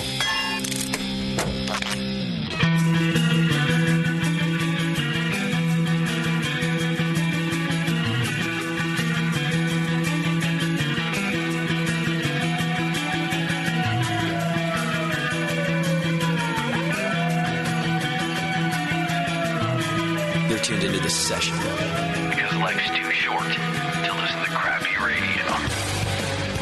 All right, welcome back to the program. Thanks for sticking with us through the break there and supporting our sponsors. We have a lot of great sponsors, including Drake's Brewing Company, as a matter of fact, sponsor of this program, as well as our Winter Brews Festival every year, and that's super nice of them. Also, don't forget about our new friends over at Great Fermentations. You can go to greatfermentations.com right now and order some homebrew supplies. They've got the largest catalog of Blickman products on the web and provide same-day shipping on some of the main items, whereas other vendors can take up to 3 weeks, and they keep a bunch of it on hand. Staff, some of the best trained in using Blickman products. They got top-notch customer service. So go over to greatfermentations.com and thank them for becoming a new supporter of the Brewing Network. And believe it or not, I know some of you don't believe it, but without these sponsors, the Brewing Network does not exist. It may not exist soon without these sponsors. Even with these sponsors. Yeah, so just keep in mind that if you need supplies, make sure you go shop for from our sponsors first. And if you go over to the website, brewingnetwork.com, and click our sponsors link, you'll see logos from all of our sponsors. Oh, we have that. You can check it out right there. I had no idea. You can click on the logo. If you're looking for maybe where to find Drake's, you click on the Drake's logo. If you're looking for homebrew supplies, you click on the Great Fermentations logo. Or, if you're looking for chemicals, to clean your equipment, you click on the 5-Star Chemicals logo. All there. Support our sponsors because they've been doing it for us for a long time, and we need them. All right. So we still got Drake's in the studio with us. I'm now lining up all of the Hopocalypse beers in front of me. Shitload of beer. This is one of those nights where I don't want to have to drive home, but I think I have to drive home. I'm afraid. So I went out and ate a couple of pretzels just to kind of tone it down a little bit. I'm sipping. John, the beer left in my glass is not an indication of my enjoyment of the beer. It's an indication of I got a DUI 10 years ago already, so don't get another one. Don't they forget about it after 10 years? Actually, it's a lot longer than that, too. It's been fucking 15, right? Or 15 something? years or more now. Well, did you change your name at least a couple times since then? Yeah, that means I'm back to number 1, I think. Yep. Ooh. So I can go get one tonight. It's no big deal. You probably wouldn't even go to jail. Yeah. Well, now you're going to jail. We don't do that here. Public disclaimer, don't drink and drive. Bevo will be driving me home. All right. No, he's with Uber. Quickly, let's talk about the last two Hopocalypse. And then I want to talk about malt liquor, believe it or not. No, we got to get into malt liquor. All right, last two Apocalypses you got out. You got the black label and the white label out since we started with green and red. The black label's been a yearly consistent thing. That's our triple IPA, although apparently it's now a quad as far as the market seems to feel. Really? Is that what they is that what the beer nerds come up and tell you? Yeah, well, we were pouring a lot of guest double IPAs at the Hopocalypse Day on Saturday, and it seemed that anything that was over 12% was a quad, so we'll call it a quad now. Whatever, man. Whatever. Quad. Okay. Anywho, black label, we just beat the crap out of our yeast, try to get up 12.5%, and then try to hop it enough to keep up with the malt, which at 12.5% is really actually quite difficult. Is that Cal Ale or something like that? Oh yeah, 001. Just good old Chico yeast. Yeah, we pray to the tank, play music, sacrifice sheep, whatever you got to do. What it takes. Yeah, and it worked. Yes, you got it up there. Yep, we got. I don't remember what we started 25 and change. dropped it down to 3.0, which was pretty cool, man. Now, I know you're joking about all the things you had to do to make it do that, but did you really have to do? I mean, did you have to add sugar in the middle? What did you have to do to? We just pitched the crap out of it. You did just a big pitch, big pitch, a lot of O2. And what temperature fermentation? We always knock out at 66. Okay. Next day we go up to 70. After a couple days, once it's about 2/3 of the way through, we ramp it up to 73. Wow. Okay. Not free rise. You'll control that. Yeah. That we ramp cap up. it to 73, but we let it eat its way up to 73. I see, and then you just stop it there. Wow. Okay. We got Travis, another one of your brewers in the studio here. Travis with us is now. the director of our barrel program, since y'all are going to be talking about sour beers moving forward. Travis, you did a barrel event with us about a year ago, right? Here at the Hop Grenade? Yes, I did. I thought so. All right. That was another successful event we had here with great beer. So you mentioned to me at the break that the Black Label is the one that will just sort of melt my face off. Melt your face. Yeah, you're right. And this is the one people love because beer geeks want their faces melted off now. Apparently. Yeah. All right. What do you think of this one, Tasty? Do you like the melt your face off style? Which one is that? The quad, the Black Label. The darker one? Yep, that's the one. Yeah. And you too, Doc. Is that 3 or 4? I got 1, 2, 3, 4. That's going to be 4 all the way on the rack. The melon just comes out just... Oh, yeah. Oh, my God. Yeah. And if I'm drinking or even brewing a IPA that he makes me brew, I really try for the melon and the stone fruits. Okay. More than even the citrus and wow. Well, three primary hops in this beer. Warriors for bitterness and some extract, just because the amount of Warriors I would have to put in the kettle to get those. Yeah, right. Or ludicrous. So a little bit of some extract and some Warrior, and then it's Simcoe, Amarillo, and El Dorado. Okay. No, this is that fruit just comes straight through. It's like peach pie. It's a good combo. I think that little glass right there would do me in. No, that little glass is pretty. What do you serve them in, like at the brewery or at the event? Just little glass. I mean, you don't give pints of this. No. 8-ounce glasses, maybe something like that. Yeah, I think we had 8-ounce glasses that we were pouring to like 6. Yeah. Did you run this through the lab? How many IBUs did this come out? This came out at 92. Oh, wait, I'm supposed to say hundreds of IBUs. So many IBUs. No, I wouldn't believe you if you said that. All of the IBUs. We can't test that high. Yeah. 92. Oh, that's great. That's a lot of hop body. Did you do more than just like the early and the very late edition, or did you do any middle editions? No, we're... You're just strictly a 1 and a 2. We are a 1 and a 2 and a dry. That's good. And is the dry hop the same combination as the Whirlpool? Whirlpool was just Simcoe Amarillo. The dry hop was Simcoe Amarillo El Dorado. Okay. So we're going about 2 pounds per barrel in the Whirlpool, which is fairly not good for recovering wort. And then about 4.5 pounds per barrel total of the Simcoe Amarillo El Dorado in the dry hop. Got it. Okay. In terms of IBU contribution, what do you think in terms of the number of your 92 IBUs that you think you got out of the Whirlpool? I'd probably say about 15, 17. 15, 17, something under 20 or so? Yeah, I don't think we get that much because by the time we finish that transfer, we're down to about 180, so I don't think we're getting that much isomerization. All right, well, by formula, and what did you put in terms of like the initial hopping, the extract and the Warrior? How many IBUs was that by formula? By formula, it was over 100, but we never expect to get that. That's just jibber jab on paper that people like to write down. Do you instead have a formula that says, all right, if the formula says 160, we're going to land at like 90? Like, have you sort of figured that out, or you don't even care? A little bit of column A, a little bit of column B on that question. Okay, got it. Because that is something, when we started this show, right, 10 years ago, everybody would always talk about that. Oh, it's 179 IBUs. Yeah, sure. 90. Because nobody was testing it. It wasn't being tested. It was all in the software. Yeah. And we would talk about how maybe your palate can't perceive. That's how I think always been known that you. But nobody was testing anything. Yeah. So we would never talk about the actual. It was only a few years later, I think, when maybe we had Sierra on or something that they were like, oh yeah, we tested it. Yeah, you guys are all you're stupid. I mean, let's be clear. I think if I put 50 IBUs in a Budweiser, it would be more bitter than this. Yeah, just perceptibly. Yep, sure. That makes sense. Oh, there's a bunch of malt behind this thing. Yeah, this is a big beer. Yeah. So what do you think your point is at we're not tasting it anymore. You're at 90, 100, 120. It was like it gets to be a moot point. Yeah. No matter how much malt you have, we're not tasting it anymore after 95, 100. That's sort of my feeling too. I mean, I've seen those numbers come out of labs, and it just starts to really just be a number. Yeah. It's not a palate thing. It's just a number. Mm-hmm. So, do you think that number is somewhere in the 90s that we stop noticing the difference, or you're not? You haven't That's thought about sort of my feeling. Okay. But yeah, I'm agnostic. So I never actually even ask about IBUs anymore. I don't look at it on the board because it's all relative. It's a non-issue. It's all relative. Yeah. I look at the ABV because I am always curious about that. I look at whatever the beer style, whatever description they put up there, and then I'll just ask for a taster, right? And I'm just going to let my palate tell me if it's a hoppy beer that I like or I don't like. I honestly don't think I've looked at IBUs in a long, long time. Well, John's really to the point. It can say up there how many IBUs it is, but he puts in a little bit in a Budweiser, and you're really going to taste it. Yeah. And you put it in this, and it's like, it's kind of the same thing. So it's all really relative. So unless you're really a beer geek, and you kind of can balance that stuff already in your head. Sure.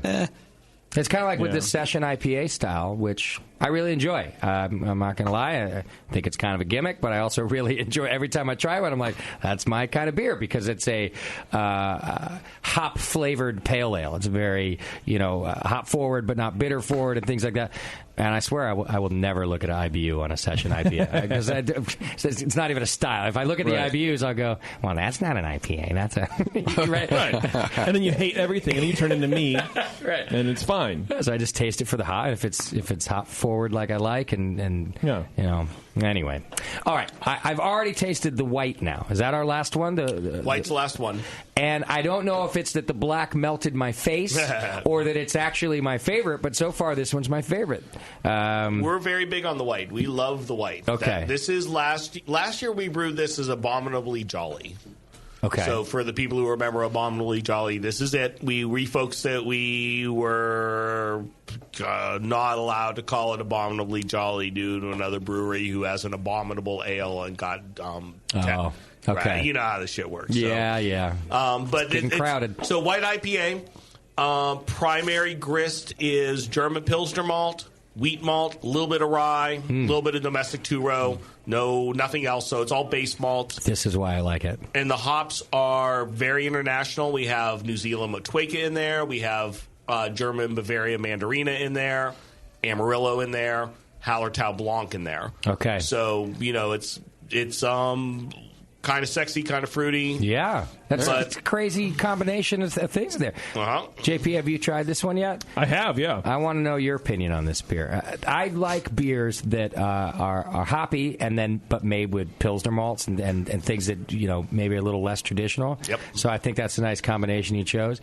I didn't even know what Manitowica was until a few months ago. Someone came on and gave us a beer with it, and maybe Nate even or something. Well, it's on the Making a Murder on Netflix. That's Manitowica. That's right. The city of Manitowica. You're right. I thought it was one of those Indians from the past. And not from the future. Oh, my gosh.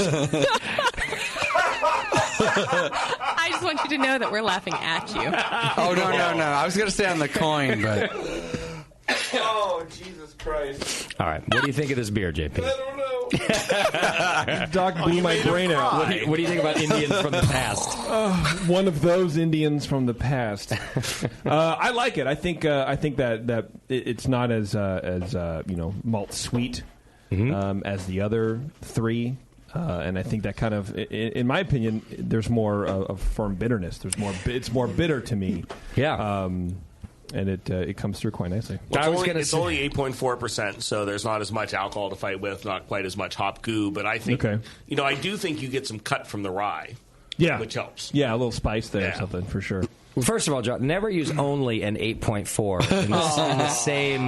you can say that around me. In the context of these four No, you're right about that. So, JP, I was going to say the same thing, that this one has a more a firm bitterness, which is usually the thing that'll make me go, I don't really like this one. But considering the style... Yeah. I think it fits, and it makes it a little more like, I think, what you're looking for when you reach for a double IPA, in my opinion. Is that firm hop? There's a line there. You know what I mean? It's not. I don't know, people say like balanced. People like to use the word balanced in beers where it's like, oh, the bitterness kind of runs into the malt and it's kind of all just kind of smooth and mellow. And sometimes I like a differentiation. Yeah. And I think this beer has that. A little spike. Yeah, just like boom, boom. That's what it is. I also think that I'm getting the citrus character in this one that I want in your green label beer. Like almost that was the bright, when you were talking about that kind of brighter citrus, the one that stood out. That's in this beer, in my opinion.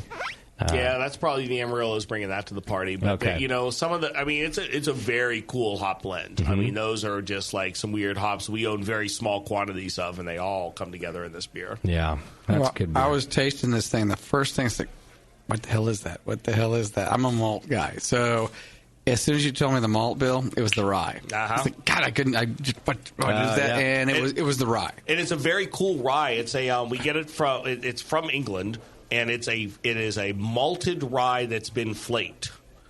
And I've never gotten as much. I've had malted rye before. I've had flaked rye before. But these malted rye flakes from Muttons are freaking amazing, and I've never really had anything quite like that before. I haven't either. It's just that's the whole thing that came out to me in this one. I went right past the hops, and it was, what is that? What is that? I've tasted the third time. Like, just driving me nuts. What is that? And you're right. It's the rye, but it's not the normal spicy rye that you normally get.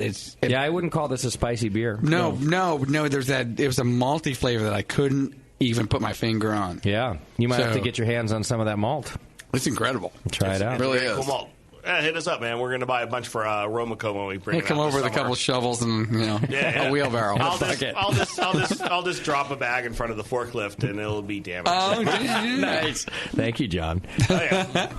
All right. Before we get on to barrels, we might have to take a break after this next beer so that we can go get some of the barrel stuff in our glasses, and we talk to Travis about that. But let's talk malt liquor first. Malt liquor. And I'm so stoked that you're here tonight, Doc. Because, I know you like to make a malt liquor. You bring it to Burning Man every year. Well, I always wanted to make one for a long time because they taste like crap. And I always wanted to make one that... And you like making crap. Didn't taste like crap. It didn't. I wanted to have something really high alcohol, something yellow, something people go, oh, can I have some? Take that. Bam. When it's hot out. Yeah, and they're just slamming it down, and then they're done. But it's his roofie? Is that what you're saying? It's my malt roofie. You can make a really good one. Yes. And I And you've won awards. Didn't you win something with your malt liquor? Yeah. Okay. So why did Drake's decide to make a malt liquor? Because it almost seems like you're just poking fun. Oh, to some extent, we are poking fun. Absolutely. But it's fun for us. The brewers were drinking the crap out of malt liquor yesterday Saturday at Hopocalypse Day because it was fun. Yeah. We made this last year as a collab beer with Beechwood. Okay. And fortunately, Julian has a good sense of humor too. Yeah. And my marketing department didn't have a good sense of humor. Really? They were really sad. Not Brandon. Okay. They were really sad that we were making a malt liquor. And the only Why? Was it... Because it seemed like against everything that we're about. And This is craft beer. This isn't craft beer. Okay. So to make sure it was craft beer, it's 40% 6-row. Okay. 40% Bohemian floor malted Pilsner malt from Wireman. Okay. 20% corn and a bag of dextrose. Wow. Okay. I think that's what makes it craft beer. The longer the name of the ingredient. Yes. Yeah. You got to put your pinky and up. the pinky up as you're describing them. Right. Yeah. Not your dad's malt liquor. And then we had this brutal release party of merchants last year where we had a couple that was great. Which is a local dive bar. Local dive bar down in Jack London Square. One of the few places left that have the piss trough in front of the bar.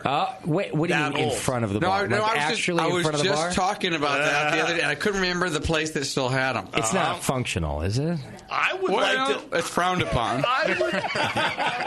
No comment, man.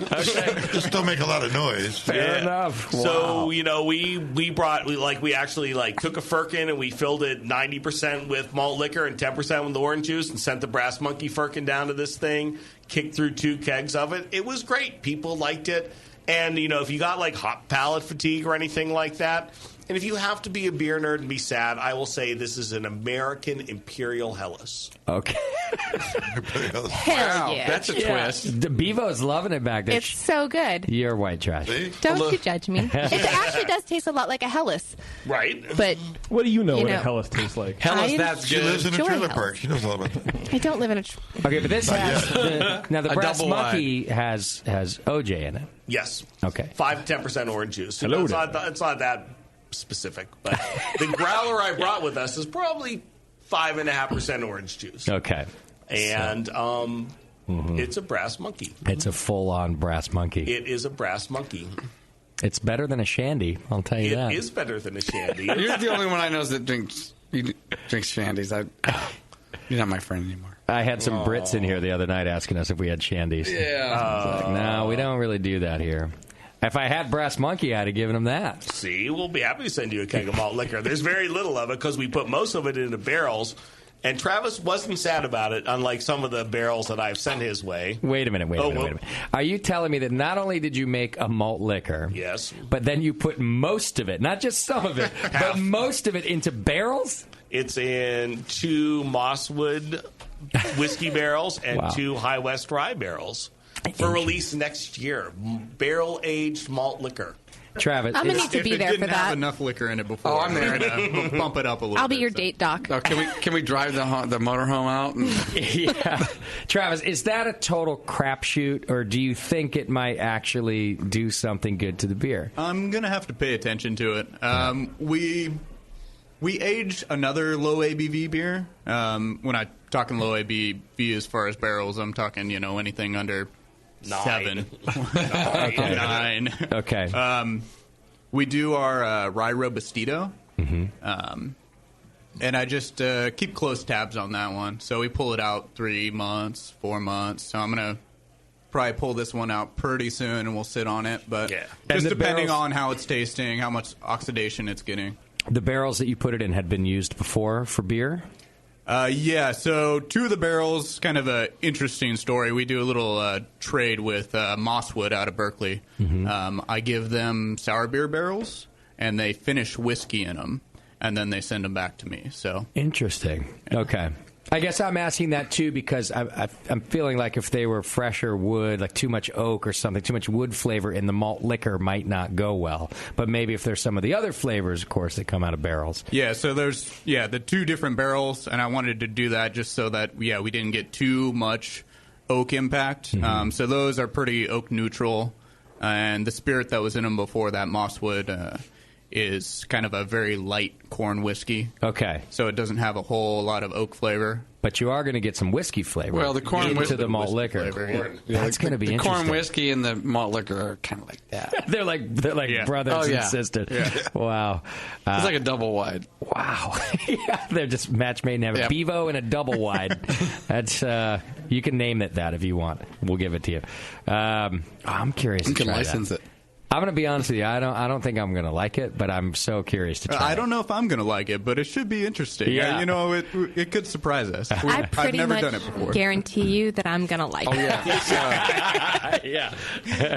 Bevo is definitely going to like it. No, it should be good. We all like the idea of it for sure. You'll never know if something's cool until you try it. You're right about I mean, that. if it's a complete crap show, then you guys won't get to try it because we will dump the shit out of it. We won't send out bad beer. So that's why JP and I made out last night. You're never going to know if it's cool unless you give it a go. That's true. Yeah. Huh. So on that note, On Sunday night. Well, it was also now our you're number 3 on the list. It was also our malt liquor. Our 4-year anniversary. It was our so we had to try again. Right. what High West barrels are you using? From the chat. So these ones are High West rye whiskey barrels. Excellent. Okay. Which we're only able to get because Lagunitas passed on them because the barrel market's a crap show out there. Really? All the big guys have scooped up all the barrels. You can't even look at a Van Winkle barrel because Sierra owns all of them. Oh, probably. The only reason we can get the High West is because Lagunitas passed on them. They have a primary contract with High West. And they have a big contract. Yeah, big contract. And otherwise, it's a bunch of people fighting for overpriced Jack Daniel barrels and just Heaven Hill, right? All right. Yeah. God bless Lagunitas. So what's the use before you guys get them? Are they doing 2 runs, 1 run, and giving them to you? You don't know? I'm not exactly sure. Most of what we get is 2-year rye whiskey barrels. Okay. And then we do get some 7-year, and we try and get some bourbon barrels, which are usually 4-year or so. Yeah, but they're single use? I believe they're single use, yeah. You look at me like you're adopting a stray dog. You are like a stray dog, Doc. Everybody knows that. Stray dog with But, mange. it just kind of comes down to how much of that barrel they're going to get or what was in it beforehand. Yeah. My understanding is High West is one pass, and then awesome. then they're off to the races. Yeah, those 2-year rye whiskey barrels, we get a ton of new oak out of them. They still have a lot left in them. So. Oh, good. Yeah. And with everything's so popular now. Once the barrel gets popular, now you can't find barrels. It's like you have to anticipate the next thing, which I think is clay pots. I think clay pots are going to be big. Well, the next thing is what they're talking about, how he uses it. He gives it to them. Yeah. They give it back. Well, that's what'll happen, right? If so, Sierra bought up all those things, and then they'll throw them to somebody else, and someone else will figure out. But you watch clay pots, Tasty. Am I right? I'm thinking about it like a zymatic of oak barrel character adding, like just a way another way to do it, another way to skin impart that cat. flavor. Yeah. Something like other micro-oxygenation kind of thing, or some other way to do it in stainless, maybe. Yeah, that sounds much smarter than clay pots. We are doing more with stainless. Cool. And we have actually scored some Utopias barrels, so I guess in terms of breweries kicking stuff down, but those are few and far between at best. Yeah, we get some interesting things. Being so close to wine country, I do as much as I can in wine and port and, things like that. But okay. Well, why don't we do this since we're starting to talk about all these barrels, and we mentioned some sour beer a little bit earlier. Let's take a quick break. We'll get a couple of the beers we have on tap from Drake's that are either sour or in barrels in our glasses, and we'll come back and Travis can talk to us about those. I'm not letting you go yet either, John, if you don't mind.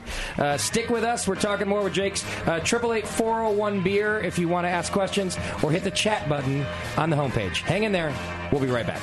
You're listening to the Brewcasters on the Brewing Network.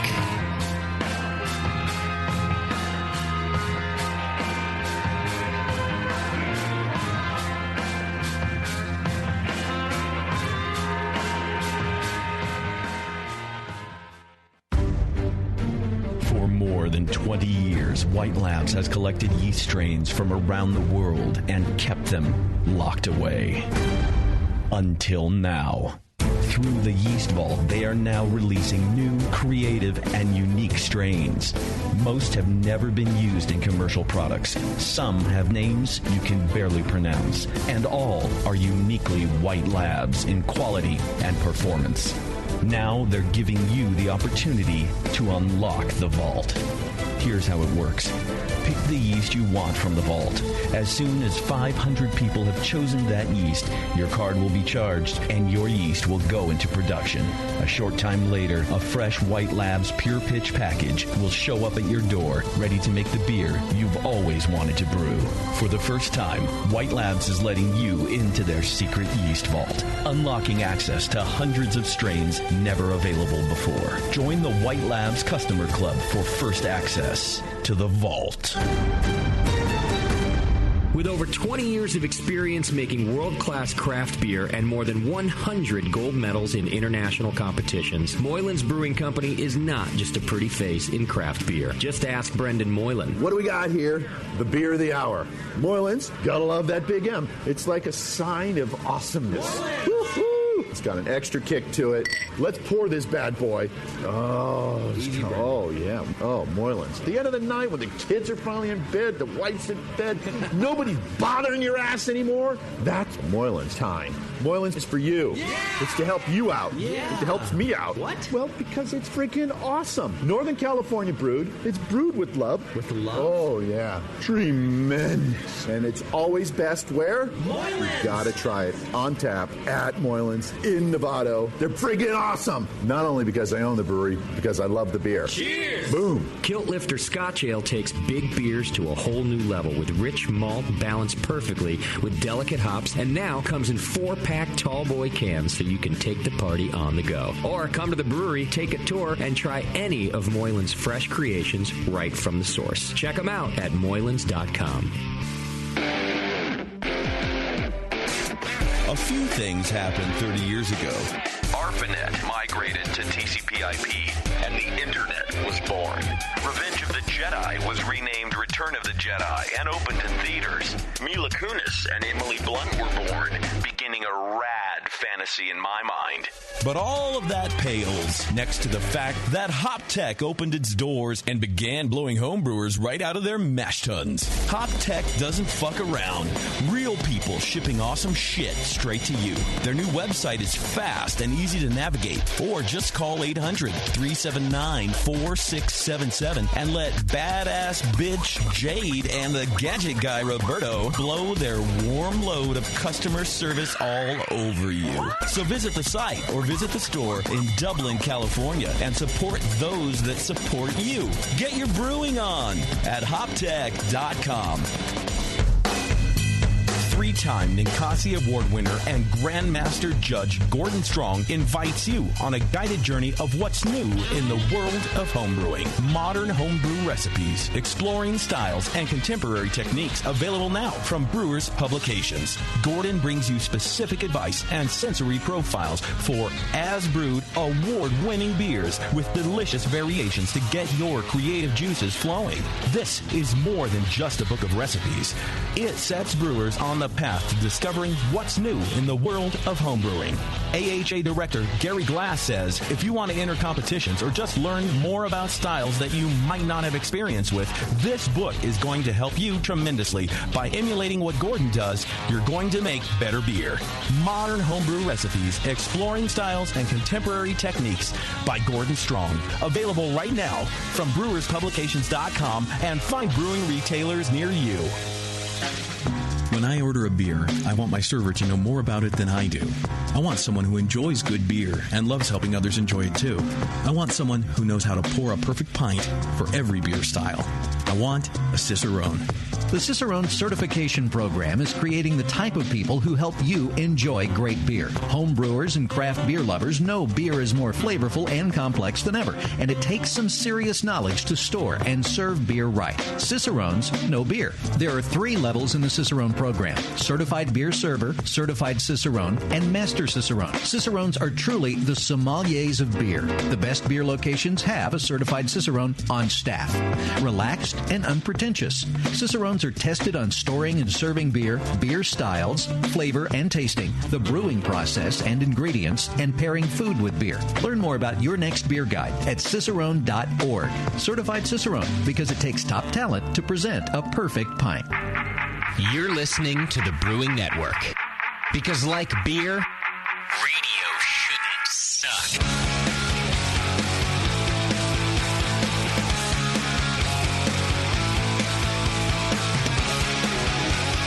All right, boys and girls, thanks for sticking with us. We still got Drake's in the studio and a little bit left to do tasting some of their beer. I want to remind you about the Beersmith brewing software. Our good friend Brad over there at Beersmith just does a great job on that. It's the best brewing software on the market, but as always, you don't have to take my word for it because you get a free 21-day trial. Just go to beersmith.com, click the free 21-day trial button. Check it out. It works on PC or Mac, and I promise you, you're going to like it, but if you don't, you didn't lose anything. No skin off my back. But you're going to love it. It's the only up-to-date homebrewing software out there. I know a whole bunch of professionals that come into the studio that also use it, and it does everything you need it to do, and probably more. Go check it out, beersmith.com. All right, we're still hanging out with Drake's, and we got Travis, their barrel manager, in the studio with us, who brought us a couple of good beers.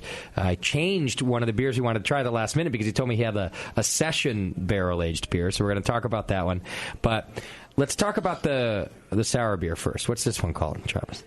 It's called Unholy Alliance, and it's our Viognier grape sour beer. Okay. Where's that grape from, the Viognier grape? Do we know?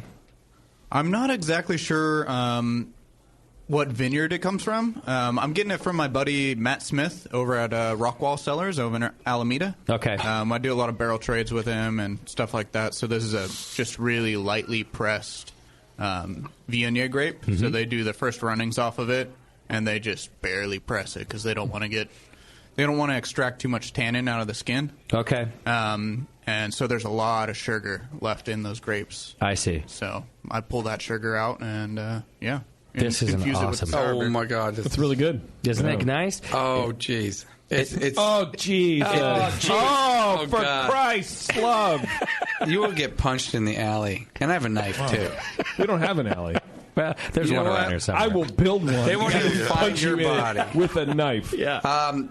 The grapes really come through really well in this. Yeah. And Again, it's more than the grapes, too. It's not more. It's really and it's not overly, acidic. It's not, but it is sour.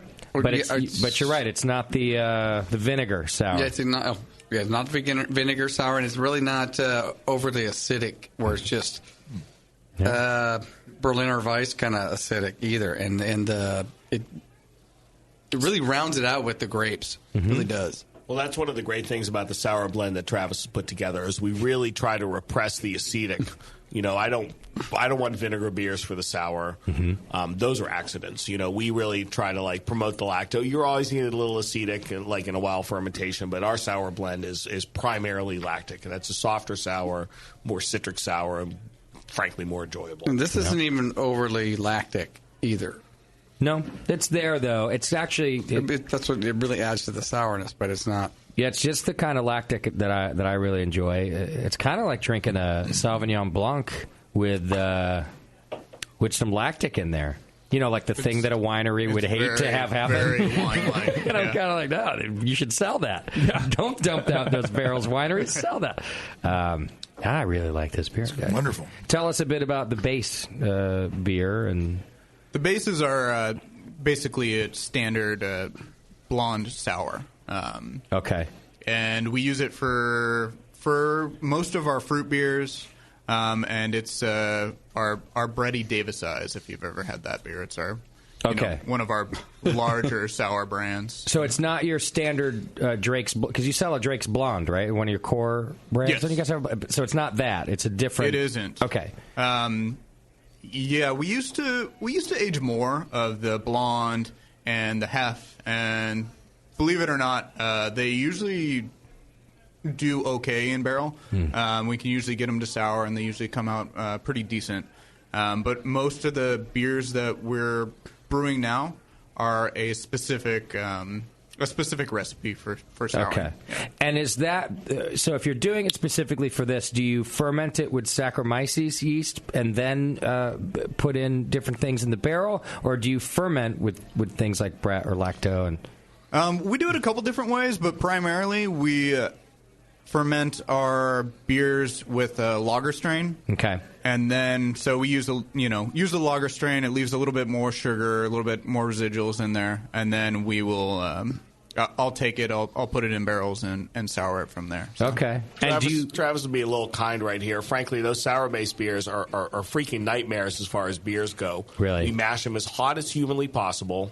Like what? What are we talking here? Well, for us, that's for our brew house. Yeah, for our sad brew house, but 158 to 160. Okay. So we're trying to get as many big chain starches into the beer, and then we throw lager yeast at it at a high temperature. And then we abbreviate the fermentation so it throws a lot of diacetyl. Okay. So basically, horrible beers. Yeah. Why do you do that? Is that for speed or? Because it works well in what he's trying to do over here. I see. So I think it's really funny that how the hell did you figure that out? You're like, hey, let's just do everything wrong real quick, and then we'll see if it works well in the beer later. Travis is hella smart. Well, the bugs will eat all that crap. They love it. Yeah, they love it, right? Yeah, it's kind of one of those things. Standard. If you were to leave your wort out, you're not going to get a complete fermentation, right? Okay. If you were to do, basically a natural inoculation, just catching the bugs from there, you're not going to get enough yeast in there to do a complete fermentation. Okay. It's a long process where that'll usually the primary fermentation will take 2 months or so. So it's underpitched essentially. Yeah, it's really very underpitched, right. And although it gives a lot more time for the bugs to grow. So okay, but still. You're saying that they love the long chain sugars, so that's why you create them with a high mash. And they love, did you say it's diacetyl that's left in that fermentation? Bugs love butter. And so is that another thing that you've just found that gives them something to eat and produces enjoyable flavors? They don't mind it, right? Brett's real good at cleaning up butter, so okay.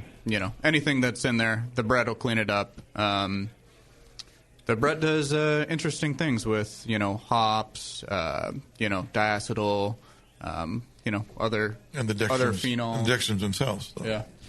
So when this comes out of that, so whatever lager yeast, and then you put it into the barrels, and then you'll add Brett, and in this case, lactobacillus, in this beer too, or yeah. So we're using. I don't know. I like to be a little bit more organic about the cultures that we're using. So they've been built up over generations and generations of beers. Cool. And we just, pick which ones taste good, and we pitch that. But yeah, this one's, it's a mixed fermentation. There's everything is in there. Okay. It's lacto, PDO, several kinds of Brett. Okay. That came out of a previous beer and that you've been storing. And, yes. Okay. Yeah. So you guys do you use the barrel again, and do you have to repitch the bugs, or do you just deal with what's in there already? Yes, we reuse most of our sour barrels, and what I try and do is I have barrels, usually larger format barrels, punch-ins, stuff like that, and that's where I keep our cultures, and so I'll inoculate from either one of those larger barrels, or when I'm racking a beer into barrels, I'll have a specific culture in other barrels that I'll split down into whatever barrels that I'm filling. Mm-hmm. I'll split it down into those barrels at about 10% volume. So if it's 60-gallon barrel, try and put at least 5 gallons in there of bugs. Got it. It's a lot, it seems like. Yeah. But you find that goes to town and is the right combo for you guys. Yeah. So you don't have to re-inoculate again with the second fill? Yeah, usually if a barrel's well established, it can be refilled, and it'll do fine souring. Great. This beer's rad. Oh, yeah. All right, because we're short on time, we've got 2 more beers to do. I want to move on to the next one, which is the session barrel beer, right? Yeah. What is this called, and describe this beer for us? So this is our Rye Robustito, and it's our session porter based off our Black Robusto porter. Okay. Which is what? Just give us an example of the base malts and what's the base beer before it went into the barrel. Well, I mean, Black Robusto is our 6.3% robust porter. This was deliberately about 2 years ago. We made this for Session Fest. We were like, well, let's do a small porter. We'll call it Robustito because that's funny. Mm-hmm. And we pretty much, yeah, right. So it's pretty much just the Robustito, the Robusto recipe. Just kind of scaled down. Although we've always put something fun in there. For the most part, we like to use toasted buckwheat in there just because it amuses us. As it should. Okay, so you didn't say it scaled down to what? What's the ABV going into? 3.1. Oh, yeah? Yeah, we take it all the way down to 3.1. This is going to be the first beer I can finish tonight. Yeah. I'm still laughing at Robustito. Mm-hmm. But after Travis runs through the barrels, it tends to come out in the high 4s. Okay. Yeah, you're looking at 4.9. 4.9. Not bad. What a ton of flavor. It tastes awesome, right? It just shows you what session beers can be, right? It's like the first Easy Jack I ever had when I went, wow, look at all that flavor. For just 3.1%. I mean, you can be totally satisfied with this beer. Same as this one. Yeah. I will say, though, well, it's got a little more going on, but it's a lot like a really good fresh English mild. Like good English mild beers out of a cask have these kind of flavors. This is what kind of blew my mind when I finally went to England and tried them there, and I went, oh, all these session beers have tons of flavor. This is that. So it's almost like a throwback to that. There is a little more going on because of the barrel flavors too. But it's got a good oak here. I feel like this is a great representation, like a throwback to a good English mild. Yeah, some interesting things happen when you get a little bit of that mild oxidation on some of those, crystal malts. Yeah. Well, the mouthfeel is just really light. I wouldn't say thin by any means. It's got a lot of flavor to it. But what temp did you mash this at? Do you remember, John? High. I think that's another one. So it's a session beer. 155. We're trying to leave. I think the starting gravity was under 10 Plato, and we were trying to terminal it in the high 3s. Yeah. So we mashed as hot as we could. A lot of specialty malt, This was a raw experiment here, man. We really had no. We were like, I hope those barrels don't overwhelm this beer. That's what Travis was saying about the malt liquor. You got to really keep an eye on a beer this small, and not just let the barrel crush it. I made a little crushing gesture there. It was a good gesture too. Yeah, it was kind of like Darth Vader, like getting your throat, like, your lack of faith disturbs me. I'm pretty sure that someone on the other side of the wall died just a moment you crushed them. Or Selah. It's a weird beer because I want to call it sweet.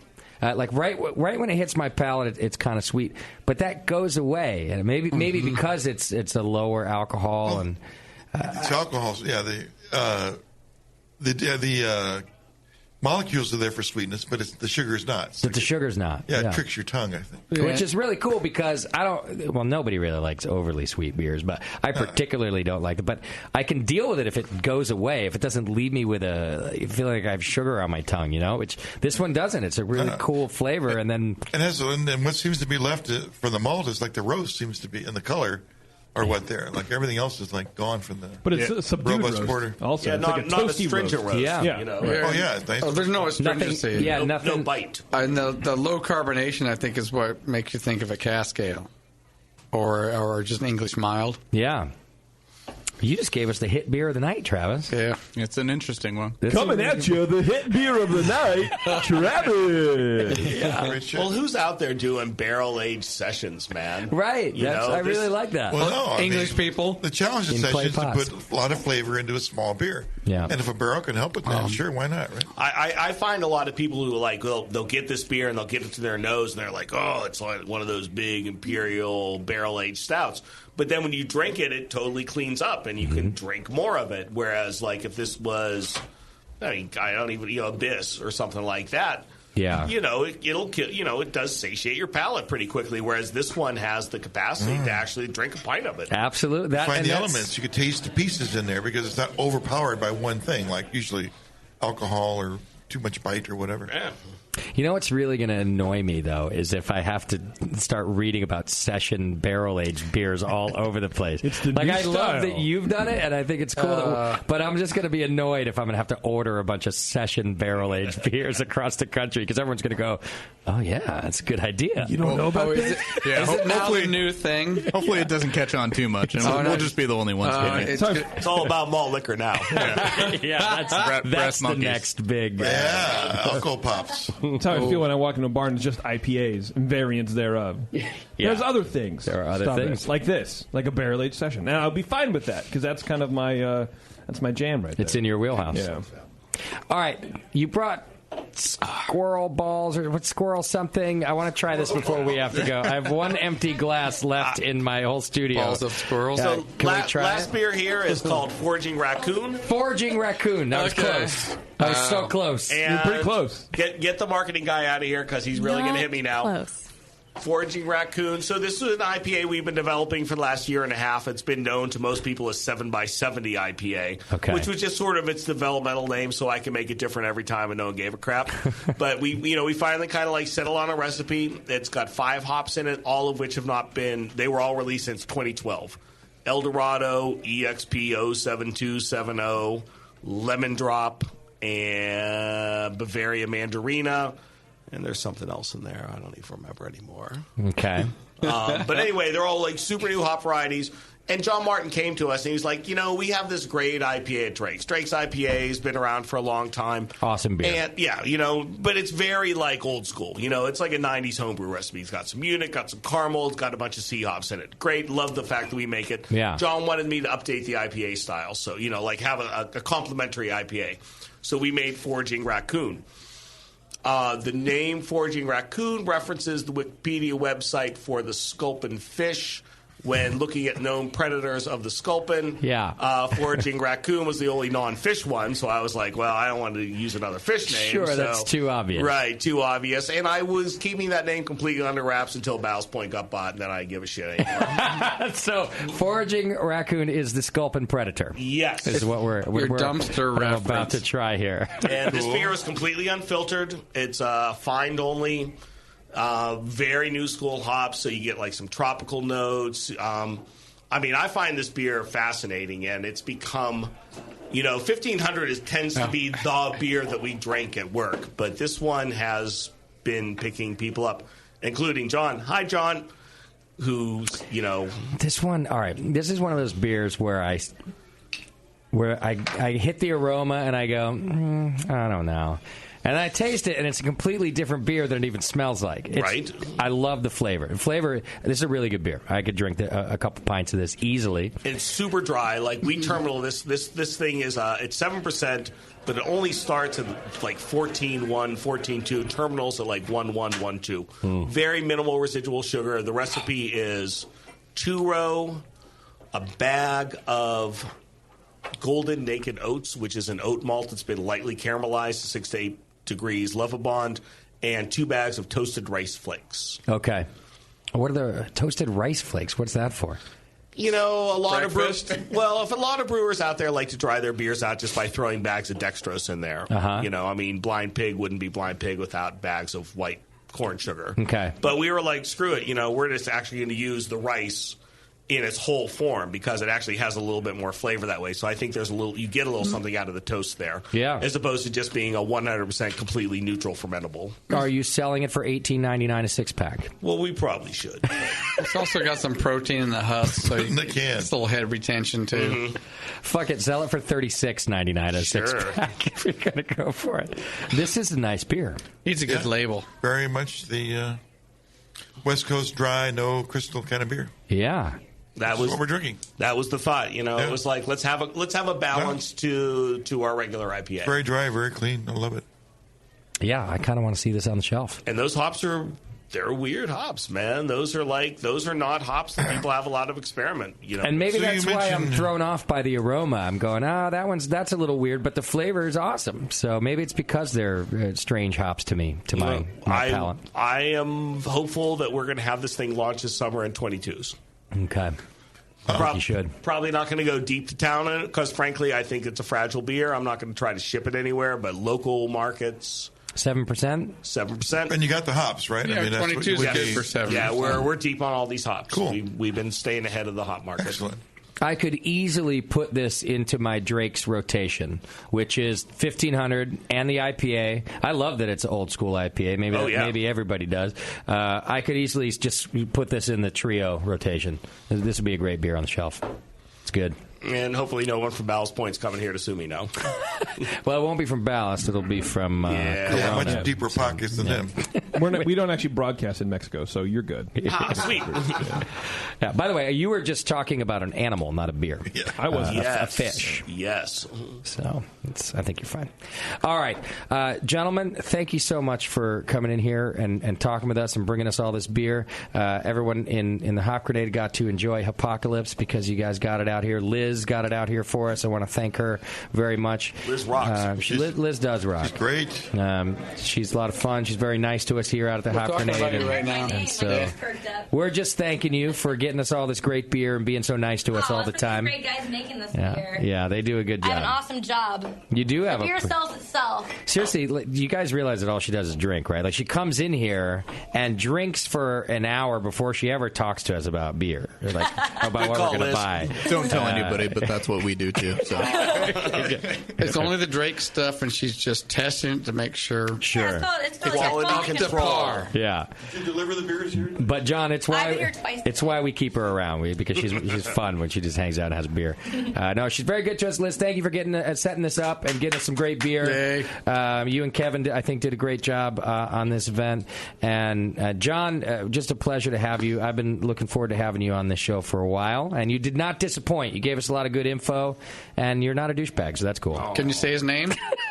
I still can because I've been sipping all night. Say his name. John Gillooly. Woo! Yay! Yeah. Which next time you come on the program, I think the goal should be that I can't pronounce your name by the end. Oh, jeez. We'll do better. Let's do it that way. No, Travis you guys has did an fine. 18% stout in barrels right now, so we'll release that thing. Yeah, we'll bring you something fun. Bring it back. All right. I'd be happy to have you guys back on the show anytime. And if not, we'll cut your tongue off.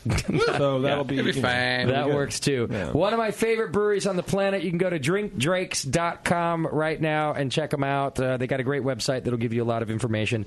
Probably where to find the beer, how to visit them down at the Barrel House. They got a new place that's just beautiful called Drake's Dealership in Oakland. And they're just a growing company that you're going to want to pay attention to until they get bought out by Corona. Yeah. No. Or Heineken. Heineken's always looking. We have the least interested in selling out ownership possibly in the entire continental United States. I believe it, and this is one of the things I look up to about John, actually, the owner of the company, because he actually really enjoys his job. You can tell that he enjoys doing business and growing and all. Like he loves it. He loves his life. He loves his life. So I agree with you. A few extra mil in his pocket isn't going to make him a happier person. It's all about life for him. So but a couple extra mil in your pocket buys you several Teslas, and that will make you. That does make you happy. So let's just watch $1 billion. $1 billion. That number still blows my mind. All right. Yes. Your mind is blown. Fortune raccoon, people. Fortune raccoon. Yes, just pay attention. All right. Thanks for being here. We're going to take a very quick break. When we come back, we're going to find out about a new Pacific Northwest Homebrewers Conference, and we're going to find out about some Pico Brew trials and tribulations that JP had. So hang in there. It's the session. Oh, we need to talk. Go over to drinkdrakes.com. We'll be right back. It's They the burned the session. toast? What happened?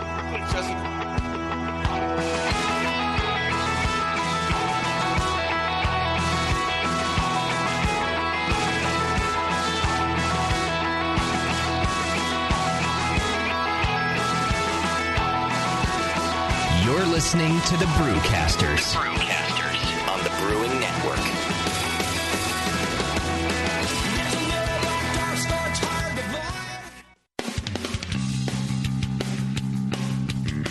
Hey, my brewing brothers and sisters. This is Jamel Zanishev, and I want to tell you about Heretic Evil Twin. You might be familiar with my homebrew recipe, which uses massive late hopping to create a balance between the malty sweet and the hoppy bitter, along with an outrageous malt and hop character. I wanted a beer with the same bold hop and malt character, so we played around with the homebrew recipe until we were able to make a great commercial version too. We've created a beer rich in malt character, full of caramel, toast, biscuit, and an ever so subtle roast note. On top of that, we piled in an insane amount of Citra and Columbus hops at the end of the boil, as well as in dry hopping. This damn-the-cost approach to hopping gives Heretic's Evil Twin a great blast of citrus and tropical fruit that can't be matched by any other hop. The result is a bold, malty, hoppy, but easy-drinking beer. This is our top seller, our flagship beer, and I couldn't be prouder of it. Cheers. To find Heretic beers near you, click on Find Some at hereticbrewing.com. Your support of the Brewing Network means everything to us. We couldn't produce shows without you. And we love giving you something extra for that support, like Brew Your Own magazine. You already know it's a great brewing magazine full of recipes, equipment how-tos, discussions of beer styles, and brewing techniques. Whether you're new to brewing and just starting out or you're an old pro, you'll always learn something from the articles in Brew Your Own. Plus, there are amazing special issues like plans for building a Brutus 10 system, 250 classic clone recipes, and the Homebrewer's Answer Book. Brew Your Own magazine and BYO.com are awesome resources for any brewer, whether for yourself or as a gift. When you subscribe or resubscribe from the Brewing Network homepage, you directly support programs like this. Get a great magazine and support the Brewing Network. Subscribe to Brew Your Own right from thebrewingnetwork.com. Segmented, demented, fermented. It's the session.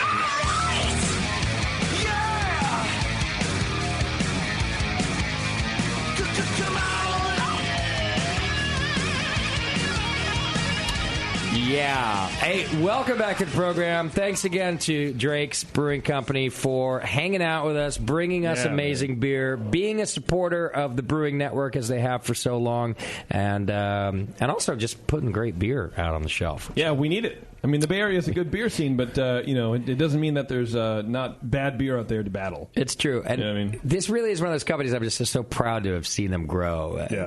Kind of alongside us, although they surpassed us and everything. But fun to watch grow because they were small and kind of owned by people who it was just a little side project for them in the early days, and so the brewery did great because of the brewers like Roger and Melissa, but not because they got a lot of support from the ownership. And then when John Martin took over with some ownership that cares, they just really took off. So been fun to watch. It's like when your favorite stripper goes from like working Tuesday nights to main staging. Yes. Then it's like, I was there for that. No, it's exactly like that. Yeah, and you feel like you had some part in it. Right. Yeah, about $40 a night. Yeah, exactly. Yeah. That nursing school, you should really get name the gym after you at that point. Let's see. Did I just have... God damn it, I thought I had our caller, and now maybe I still do. We're supposed to be talking to Jill, who's putting on the, I believe it's called the Pacific Northwest Homebrewers Conference. Jill, do I have you? You have me, Justin. Oh, wonderful. Look at you. You are there. All right. So we've got I Jill. really love following the stripper discussion, too. Thanks to you. Are you in? Joe, we managed to fuck it up somehow every time. So, you've listened to the program. You know. Now, Jill, who's Tasty has dubbed Jill the Thrill. She's been on the program before. She's here to talk to us about a brand new homebrewers conference called the Pacific Northwest Homebrewers Conference. Do I have that right? You definitely do. Pacific Northwest Homebrewers Conference. It's our inaugural year, as we like to tell all our vendors and sponsors. A bunch of us have been to the National Homebrewers Conference the last couple of years, and we've had an absolute gas, and of course made your party. And when we come back to the club, there's a lot of people who would really love to do it, but financially couldn't quite do it. So there's no original ideas in the world, and so as we found out, a lot of people had had the idea, gee, maybe we should do a more regional conference or try it out. So we gathered up a bunch of our favorite drinking buddies and sent some emails out to the other clubs in Washington and Oregon and said, hey, let's try to put something on a little bit more locally, maybe a little bit more affordable for folks.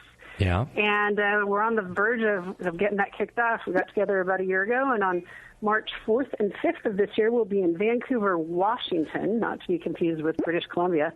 And we've targeted Washington, Oregon, Montana, Idaho, and, of course, it's not a party if you don't invite the Canadians. So we talked to our Canadian friends up in British Columbia. But everyone's welcome. It just happens to be that's our target geography. And AHA has been really supportive of us and encouraging us to try this out. As far as we know, we're the first one of this size, being an offshoot of NHC of sorts. Sure. So, and pretty excited. And so, of course, I think that the first question that pops into people's, who's bubbling? Is it my Skype? It must be, because I'm the only one using Skype. Sorry, Jill. The chat will bubble if you're in. Log out the chat. Oh, okay. Let me do that. Yeah, I don't need all that. There's a way to turn it off, turn the noise off, but it's fine. Hey, Jill, if I came up there, would I get a kiss? Oh, tasty. Oh, yeah, I know the answer. At least. I didn't know you'd wandered back in the room. I was riff raff. Right. I was out introducing the previous guest to some people, whatever. I was like, He was producing. working the room a little bit, you know. I think you'll get a kiss from a taser. I think. And they came back to work this room. Yeah, we're in roofs. One big facade after It's a another. breather. Come back in here. Go back out. Jill, I think the first question that comes to my mind, and maybe other folks, is does the AHA feel that this is kind of encroaching on their territory with the Homebrew Conference? Not that they have a trademark on conferences or anything, but of course they've been the only gig in town for a while. How's the support from the AHA? Well, and the support's has been very good. They've endorsed us, if you will. Excellent. We use the phrase that AHA endorses us. Good. And so they're happy to see it. I can't speak for them, you know that, but I'll do it anyways because, I'm a girl and I'll speak for any guy who wants to go. Yeah. Okay. So what Gary Glass has said is they're really encouraging of it. I truly don't believe that they see this as an encroachment because we offer different things. We're going to offer more local speakers, folks with great mad skills at a local level. Now, it just so happens that a lot of the really great national NHC speakers live in our region. So we just don't see it's different price points. You get different benefits from it, and really, it just keeps increasing the community of homebrewers and the support that we try to build for each other. So, Gary's been super, and I bet you if you ask anybody, you'd get a different opinion. No, I don't think so, actually. I'm not surprised to hear that at all. That's what I was hoping to hear you say, that they were both supportive and encouraging of it. Because the AHA, really what they care about is promoting homebrewing. So this is a great idea. Now, it's not the first time, as you mentioned, that the regional homebrew conferences have come up. But other than some kind of small, homebrew club-oriented conferences, this is the first one to actually go for it, right? Multi-state. Yeah. It's true. It's like a multi-evening excitement. And we're using NHC as our model. We're having an equivalent of pro night. We're having an equivalent of club night. Sure. And it really is, when you look at the Pacific Northwest, our geography is pretty spread out. So people are used to driving to get closer. I'll bet any single state could do this, and that's really how it started. The Washington Homebrewers Association, a group of us were the ones that said, hey, let's kind of put this together. And then one of the folks from the Oregon Brew Crew down there in Portland, Oregon, called us up and said, hey, we heard a rumor you're putting this together. How about we all get together and party together? Well, that's what it takes, Brew from there. Yeah. Yeah, once a bunch of people get together, multiple clubs, multiple regions, they can put something on like that on. That's what it takes. Yeah. Oh, did I miss when it's going to be? Yeah, it's March 4th and 5th in Vancouver, Washington. You go to PNWHC, Pacific Northwest Homebrewers Conference.com. Not too hard there. PNWHC.com. You can get all the info. Registration's open right now. And for a day and a half, all meals, 2 big old tasting sessions, and over 24 education sessions. It's only $150. Wow. And then it goes up February 17th. Now, unfortunately, it's happening at the same time that you guys will probably be drunk and passed out on your cruise. But yeah, for those Jill, I was going to say, I probably missed my invite to be the keynote speaker. Maybe that ended up in spam or something, but I'm not available anyway. I'll be on the Labruski cruise. Thank you for thinking I didn't of get that me. either. Can we get the ship to divert and just cruise on up there? Go through the Panama Canal. Down the Horn all the way up. Yeah. So, but thank you for thinking guys, of you me. You were number one on the list, and no joke, I swear to you, we had just signed on the dotted line with the hotel and then went to NHC and saw the ad for the cruise and that you guys were joining them, and it was like, well, what the hell? Let's cancel our conference. But we persevered. We're going to go on without you and be just a couple less drunk. Good out, Jill. And then maybe next year. Well, had we been that Inside Passage cruise, we could have stopped by. Let's face it, you won't even be around next year, Jay, so I will take over. There you go. Any speaking duties. You take over all my duties. I'll do it. Oh, so Justin has a DNR. Here's what I want. I want there to be a stool on the stage with just one spot, the rest of the stage dark. Justin comes out and sits on the stool, and then I just give the speech for him. Yes. But he doesn't even move his mouth, just sits there and just you're drinks a beer. Stage? Yes. Or off stage or to the right on a podium, whatever, doesn't matter, but you just Can we do this at BNA 11? Yes, I will do it. Yeah. You should do that. All right, Jill, where can people go to get more information and to buy tickets and to get involved? Hit up that website, pnwhc.com. Watch us on Twitter, Instagram, and on Facebook. Same abbreviation. And golly, gotta say, I'm kind of glad the cruise happened. Oh, really? Yeah, I think you're probably right. I think you're probably right. Something to that. You don't need us ruining shit. Love it. I love you guys. All right, Jill, thank you for letting us know about it. I do wish you luck on your first year, and maybe I'm excited to see you next year. So. Thank you, darling. All right. Be well, guys. All right. Take care. There you go. Go check it out. The Pacific Northwest Homebrew Conference. First of its kind. And I think that's very cool. Maybe we should have one. It's very, Northern California Homebrewers Conference. The Central Concord Homebrewers Conference. We have that. Yeah. Yeah, it's here. It's called the Winter Brews Fest. Yeah, that's right. Oh, dear. All right. A couple things left to do here. So, JP, what's been going on with you and your Pico brew lately? Because I haven't had any beer. I don't know if you're not sharing beers with me. I don't know if you're not using it. I can't tell. Sometimes we don't have enough beer here on the show. You can, That's true. I have some things to say about it, too. Okay, I'm sure you do. Do you? Whether or not it'll be relevant to the conversation is unknown. Very relevant. Okay. Okay. What the fuck? All right, Doc. I don't know. Turn his mic off. Very foreboding. Well, so I was supposed to have beer last week on the show. Okay, now it's even more relevant. And I just failed to keg. The bottling issue or something. So you have been brewing. I have been brewing. Yes, Okay. I brewed Good. I brewed my oatmeal stout. So we're Pico Brew recently released their little Pico. System, the little 1 gallon. Zymatic with the new one. The smaller guy, the little kit, like the Keurig, I guess, of homebrew system. It totally is. Yeah, and you so shove this thing in there and it makes beer. It's pretty cool. Yeah, it was really neat. And so I was working on a recipe for the for our kits because the BN's going to have a kit, right? So I brewed my oatmeal stout, trying to condense it down and just trying to play with some stuff. Okay. So anyway, so I kegged it before I went to Disneyland last weekend. And then I came back, and I decided to go and taste some, and it was it had leaked out of one of the poppets. No! Yeah. Carpet porter! But in the garage. Concrete porter! Concrete porter, yes, exactly. Dude, it happens to us all. I'm just the only one who's ever admitted it on the show. How about oil stain porter? That's pretty much what it is, man. I've had that poppet failure before, too. Yeah, and it wasn't even the worst part is it wasn't even a poppet. It was the fucking body connect. I guess I didn't twist it down hard enough. Oh, you had to disconnect it, and you. Yeah, and so when I connected, I guess when I put the keg into the fridge and kind of rotated the ball lock kind of maybe loosened locked it up a little bit. and loosened it up, and then I didn't notice. It all leaked down the side, out the door, and That's on the it. floor. Oh man, all of it. 2.5 gallons. Yeah, it smelled really good though. Yeah. So that'll do 2.5 gallons. The Pico. No, the new one. Zymatic. The new but I'm brewing on the Zymatic just to test the recipe out. But the recipe will be the same. Okay. But so I was supposed to have beer here. Yeah. And you don't. And I you took every step. You had it ready. Yeah. You had it carbonating. Ready to go. Isn't it such a crushing feeling? Like, especially because it's always some fragile tiny. world in this beer making. I can't remember the last time I've ever had your beer. All I hear is sad stories every time. Well, you weren't here for the barley wine tasting for the. I wouldn't have drank that anyway.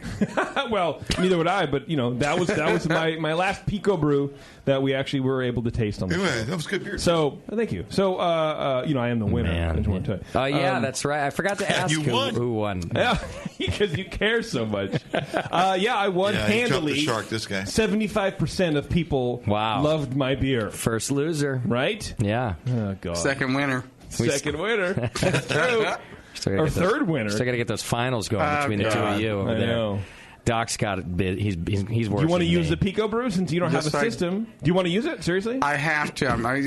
It's wrenching my gut here because I've got it. He's giving me a timeline. I have to finish this thing. I can't pull my stuff out of mothballs to get it done. I'm actually really interested in actually trying the Pico brew. Okay. Let's do it. So I need to do it, but let's figure out a time to do it. Okay. So are you going to dual Pico then, Tasty? Are you? Yeah, it's going to be a Pico. Oh, that's cool. Another Pico. Oh, wow. So the final of the of the first ever Brewcaster Challenge is going to be a dual Pico. I'm brewing it tomorrow. Oh, wow. The ingredients are right there on the shelf. Tomorrow's the day. How far we have come here on the Brewing Network. What is this round called? It's the final. The grand the final. Second loser? No, this is the winner. These are the two. Championship. These this two have not been defeated yet. What about the timing here? It's amazing. The other right? ones, we made the mistake of doing not a single elimination tournament. Right. We had a losers round, which we thought would be fun because we were enjoying it. But then things happen. It gets in the way. Why would you think this is stupid? You milked this thing for a year or more. Yeah, but we hardly milked it because with the gaps in between, that's not milking. The milk has run dry. Right. So the milk has run dry. Yeah, so this is the final when we get to. Wow, I'm kind of excited that it's a Pico brew. Me too. You gave me the choice. Totally. You can Pico brew this. Yeah. You know what? It's intriguing to me, so I really want to try it. I can either drop it off tomorrow. I can bring it. Oh hell no! Wednesday. to Dr. Homebrew because you're going to be on there you Dr. go. Homebrew again. Do that. If you want. Okay. All right. Yeah, okay. Well, in And the then you're kinda meantime, gonna, like, get your green come over, bill. stay with me for 3 days, and teach me how to use it. People who stay with you for longer than 48 hours tend to die slowly. No. They take a month off. In preparation for their death cruise. Are we now changing the name to the Death Cruise? Death cruise. So, the Crosley Death Cruise. Sammy's coming, right? Not as far as Bevan is. So a Pico brew for sure. I really want to. Okay. I've got the recipe down. I've got everything. But I need, we'll get together. I'll show you how to. I need parameters and I need stuff like that. Get it online so he can get the ingredients so you can brew like the next day after he gets. Because we're running out of time against the date that we agreed upon. Yeah. You change the date. I don't care. You're brewing this week, Tasty? Tomorrow. Yeah. Oh, cool. We'll talk after the show. But I mean, that's like a 13-day. I don't care. Where we need it. Yeah. I'm pushing it back. We're pushing the date? Okay, we can push the date. Yeah, Doc's got a lot going on, too. He's not dying or anything like the rest of us. I thought I was. Chest x-ray came out good. Oh, nice. Doc and I have had the same cough. And, oh, my God. And pretty much the same everything else for the last 3 months. And so he went to the doctor, and I was like, oh, sweet, I don't have to go. Whatever your results are, I'll just take them. Sure, Same shit, right? Yeah. So they came Health back by clear. proxy. Yeah, he's like, I don't have any tumors or anything. Actually, I came and back. I was like, oh, thank God, I'm healthy. No, actually, I I'm came gonna back live. and I said, doctor says I need to get a chest x-ray. And his face went pale. Why don't you just go get it checked out? It's such a thing. It is a thing, but what else are you going to do? Nah, it's just a cough. Everybody's got it. It's a man thing. Yes, it is. Honestly, I do. Now, this is not just me being douchey. It's a or cough, anything and else, everyone's got it, right? Yeah, everybody's got it. And you go to the doctor, and they go, you got a cough? I don't know what it is. I'll tell you a story at the break. Doctors don't tell you anything until you actually have the nut cancer or whatever. But until then, so in other words, 99.9% of the time, that's not giving you a cough. I don't know when they put your finger up there and they say cough. Yeah, what do you know? Anyhow, the doctors don't know anything. You don't have to go to them. But seriously, I was like, you got the cough, I got the cough. Tell me what they said about you. That's good enough. Yeah. Right, sure. So, no. Abby's had this really bad cough, and I called her doctor, and they want her to come in to be screened for whooping cough. So there's that. Check that out. Even that, though. It's Makes you sound like a tennis player when you got that. It's not like it's terminal or anything. How come adults don't get that? Because we still whoop. Yeah. You know what's terminal is a death cruise. That's going to be terminal. I mean, we just the death ski cruise. So you brewed a perfectly good beer and one little thing, been there, done that. As far as you know, it was perfectly good. It was tasting great. I tasted a little bit on the sample. Everything was fine. And I fucking blew it, man. So it's too bad. But I'm also, to be honest with you, I'm kind of stoked because not only do I know how big of a retard I am, but it was only 2.5 gallons. Right. Imagine if it was a full 5 gallons, or if I did it with 2 of my kegs. I don't even have to imagine. Yeah, I've done it. You've done it before, yeah. And I'm out of a tank of CO2 because doesn't matter to me. Kept going and going and going. Right? And you didn't have a Chad there to clean the carpet afterward. No, I didn't have a Chad. Yeah. I woke up to Chad totally shampooing the carpet. No, it's all good. It's all good. Yeah. All right. It never matters to me. It's 2.5 gallons, 20 gallons. It's still okay. Your 2-year-old died, or your 5-year-old died. It's like my children. It's like I put all this work into it, and you lost it all. But that's what I'm saying down there. about the Pico. That's not. It's the work is your recipe, and then your ferment. Yeah. You can still do other things, and I like that. Yeah. So I'm kind of. I'm doing other things. I'm kind of not as mad. Whereas you're right. Before, that's 8 hours I had invested in liquid, and now I don't have that. So I'm pretty excited about it. All right, go over to picobrew.com right now. You can check out what we're talking about if you haven't seen it yet. And it turns out the Brewcaster Challenge finale will be all Pico. All the time. So that's cool. That'll be fun. Nice. All right, JP, what was our Twitter game tonight? Our Twitter game tonight was I wanted, in anticipation of building Be-In Land, I wanted everybody's options about, rides and attractions and all that kind of stuff. What do we offer people in Be-In Land? Okay, and what did we get? Other than the death cruise. What else do you need? Matthew Whitted says something called Doc's Marriage Roller Coaster. Too soon, Doc, or is that just in time? Not soon enough. You know, that ride's never going to end. Yeah. Oh, dear. Yeah, so that happened. Mike B says a ride that just keeps going downhill called Justin's Life. Yeah. You know what? That's a fun ride, though, if it's always downhill. Right. You know, faster and faster. Yeah. Eli Gearson says Bevo's Wacka Wacka Wacka House, full of lots of small, dark, sticky rooms, no fast passes. Yeah. Oh, she's going to want to throw up right there. Reginald says Bevo's Rolling Double Wide. That'd be a good ride, I think. Yeah. Oh, yeah. It doesn't go fast, but but it goes. But it rolls. Rick S. Says hashtag Whack-a-McDole. Is that a whack-a-mole? Whack-a-McDole? Oh, Whack-a-McDole. Whack-a-McDole. Okay. What are you whacking and what are you whacking with? It's a little tasty A head. whack-a-mole. Jeez, get your mind out of the tasty head gutter. would pop out of the thing. Yeah, a little tasty. Yeah, like a out little of cute tasty. What's wrong with a you, tasty would Bevo? pop out of cleavage. Or Yeah, something. because I'm the only one who thought that. Have you seen Whack-A-Mole? I have. Okay, you've played it. Seen Whack-A-Hole? That's a hole. Okay, we're done. It wouldn't go over well in Mexico because people would read it as whack-a-mole and they would be slapping them. And then it makes a mess. Yeah, it'd be Big terrible. mole falling all the morning. Chris Coleman says, Journey into Doc. And you apparently this is a ride. You're strapped into a dentist chair before descending into beer, guns, and hallucinations. Hashtag ooh shiny. Hashtag ends in sadness. That's every dentist visit I've had with Doc since 2006. I need to go I to got the a dentist. stalker. Don't I? Apparently he's Chris Coleman. He knows a lot. Louis says, as long as Justin's log ride goes into Bevo's Mystic Tunnel of Happiness and Tasty's Mirror House is next to the bar, it's good. No. What? I can't I'm get a slow vetoing that. clap out of no, that? you get nothing. Yeah. Justin's log ride. I didn't think you could talk. Then look, I What don't was it called? think it's Bevo's that. Mystic Funhouse? Mystic Tunnel of Happiness. I'm pretty sure it's not that long And of if a he's ride. in the Tasty's Tasty's Mirror House. Mirror House. Yeah, which I guess is like a strip club or Right. maybe you're And if it was looking full at of yourself like all day. I don't know. chicks with father issues, it'd be great. It may be. Yeah. Well, they all do. Otherwise known as a university. All right. Beermaster Ben writes, the Brewing Network Freak Show. It'd be just like Club Night, but the BN Army would just be in cages. Which I think is kind of how we feel anyways at Club Night. Pretty much. Or at NHC in general. Ozaft says, Tasty's Lair on Mike McDole Island.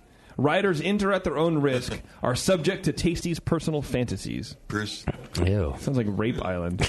Or like... I'm not kind of that You way. know what? Shutter Island. or like Not that charged up. Pinocchio. Anyway, Bike Foolery says Tasty's World of Cookies and complimentary shower beer at the moderately priced BN Land Hotel. What kind of beer? Golden beer? Maybe. Brian Shaw writes, They'd make it up in weed Justin's Garage of Horror. Can you escape Chad's ankle braceleted female, quote, friend? Oh, nice. That's like a carny, not an amusement park. That's a carnival ride. Oh, these are creative. Marvel at Justin's Garage of Horrors. And then last but not least, Nick Phantom writes, Tasty's THC Cups, Beardy's Beardo Whirl for the ladies, and Bevo's Motorboats, sponsored by Adam and Eve. Oh, I like that one. Wow. Wasn't bad, right? Think about that. Like you can go up and get the motorboat thing going. That's great. Bevo's Motorboats. I mean, you know, They would just be Disney motorboats. could actually make some really authentic stuff, right? It could happen. Yeah. All right, I wrote the Justin's log ride into Bevo's Mystic Tunnel through Tasty's Carnival of Mirrors. That is so disgusting. You need to go Mostly because of the description of Bevo, the mystic.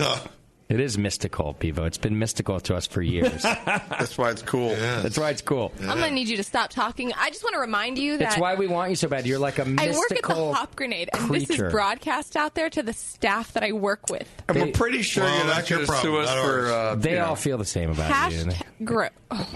They just don't. Hashtag bad life decision. Hashtag we love you. Hashtag don't sue us. Could be working at the eye doctor's office. Come on, just don't complain. It's true. You This probably is saw a lot of 100 things. million times better. All right, the other one I wrote down, I don't remember all of it, but it was like Justin's long downhill ride. What was that? It was...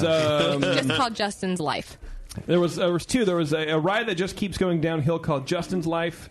Yeah, and, I like that one. That was Justin's a good one. Life. That was good. I wrote that one down. And by the way, you guys can add because I missed some of the first ones. Justin's Life, and then the other one I really like actually Bevo's Motorboats, which actually gets my vote. The boat doesn't go anywhere; it just makes noise.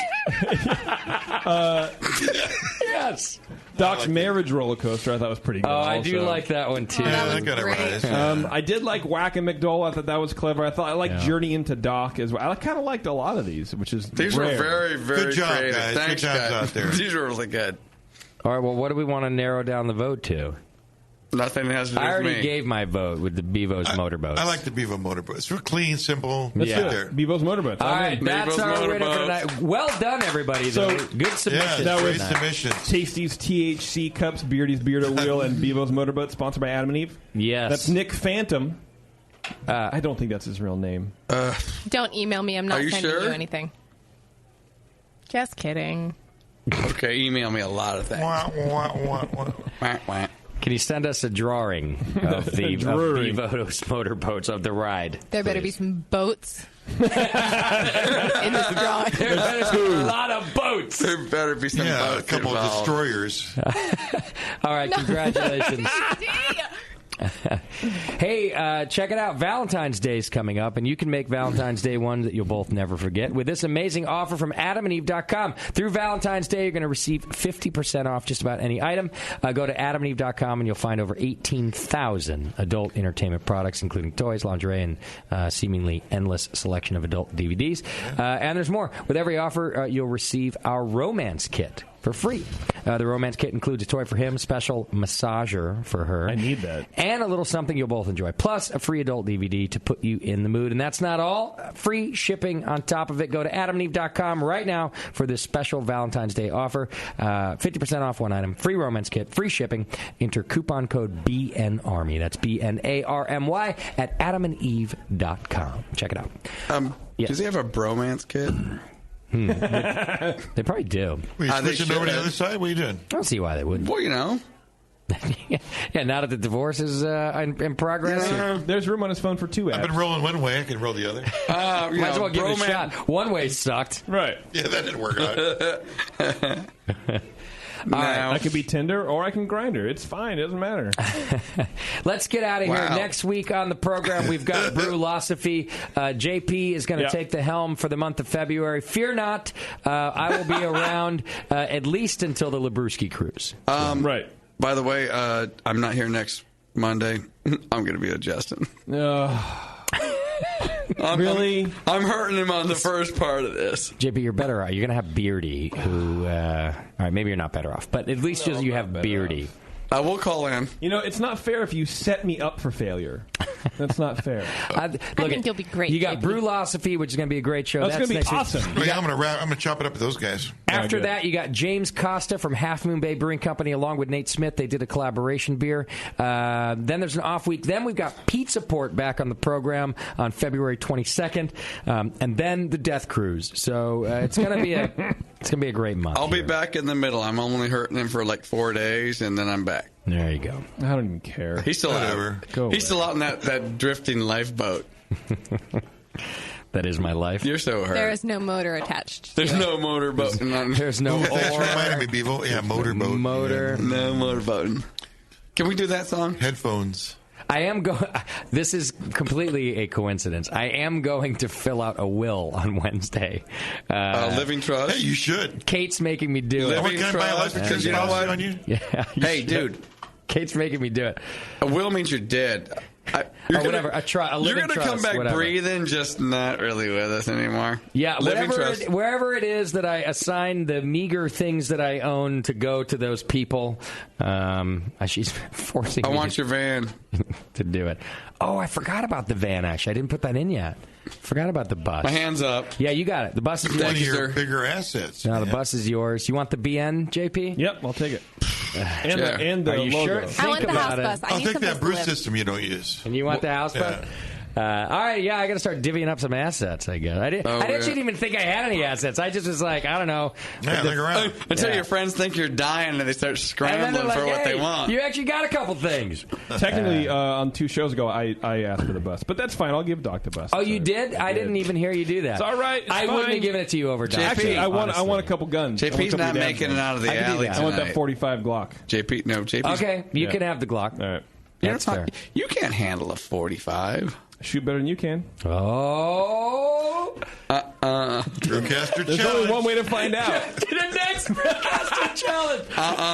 There's only one way to find out, little man. Yeah, really? Yeah, I so love easy. Ready to show up? Shoot. We do it one day. Piece of cake. Bring out a DSLR video. Get out there. I'll shoot your eye at 100 yards. Tasty. I love it. It's great. This is the next Brewcaster. They don't always have to be beer challenges. No, Right. They could be stupid. Totally a big video shoot thing. It'd be great.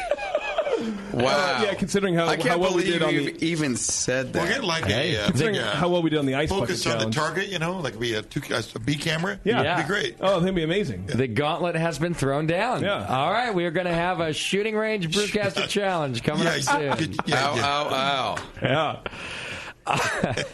All right, thanks Let's get out of everybody here. for sticking with us. Thanks to Drake's Brewing Company also. It was great to have him on the program. And hey, take care, everybody. I'll see you soon-ish. Kind of. Sort of. Maybe. Sort of. Thank you to our show sponsor, More Beer. You can absolutely everything you need to make great beer at home by going to morebeer.com.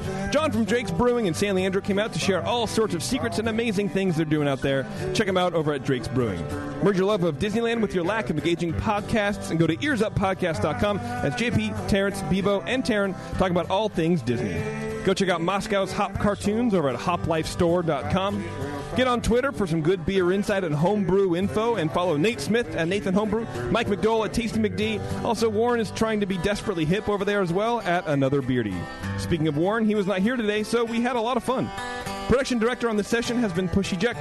Today's show is loosely produced by Justin Crossley. JP was thanking God for session beer. Bevo was learning about workplace harassment lawsuits, and your host was Justin Crossley. Be sure to JP's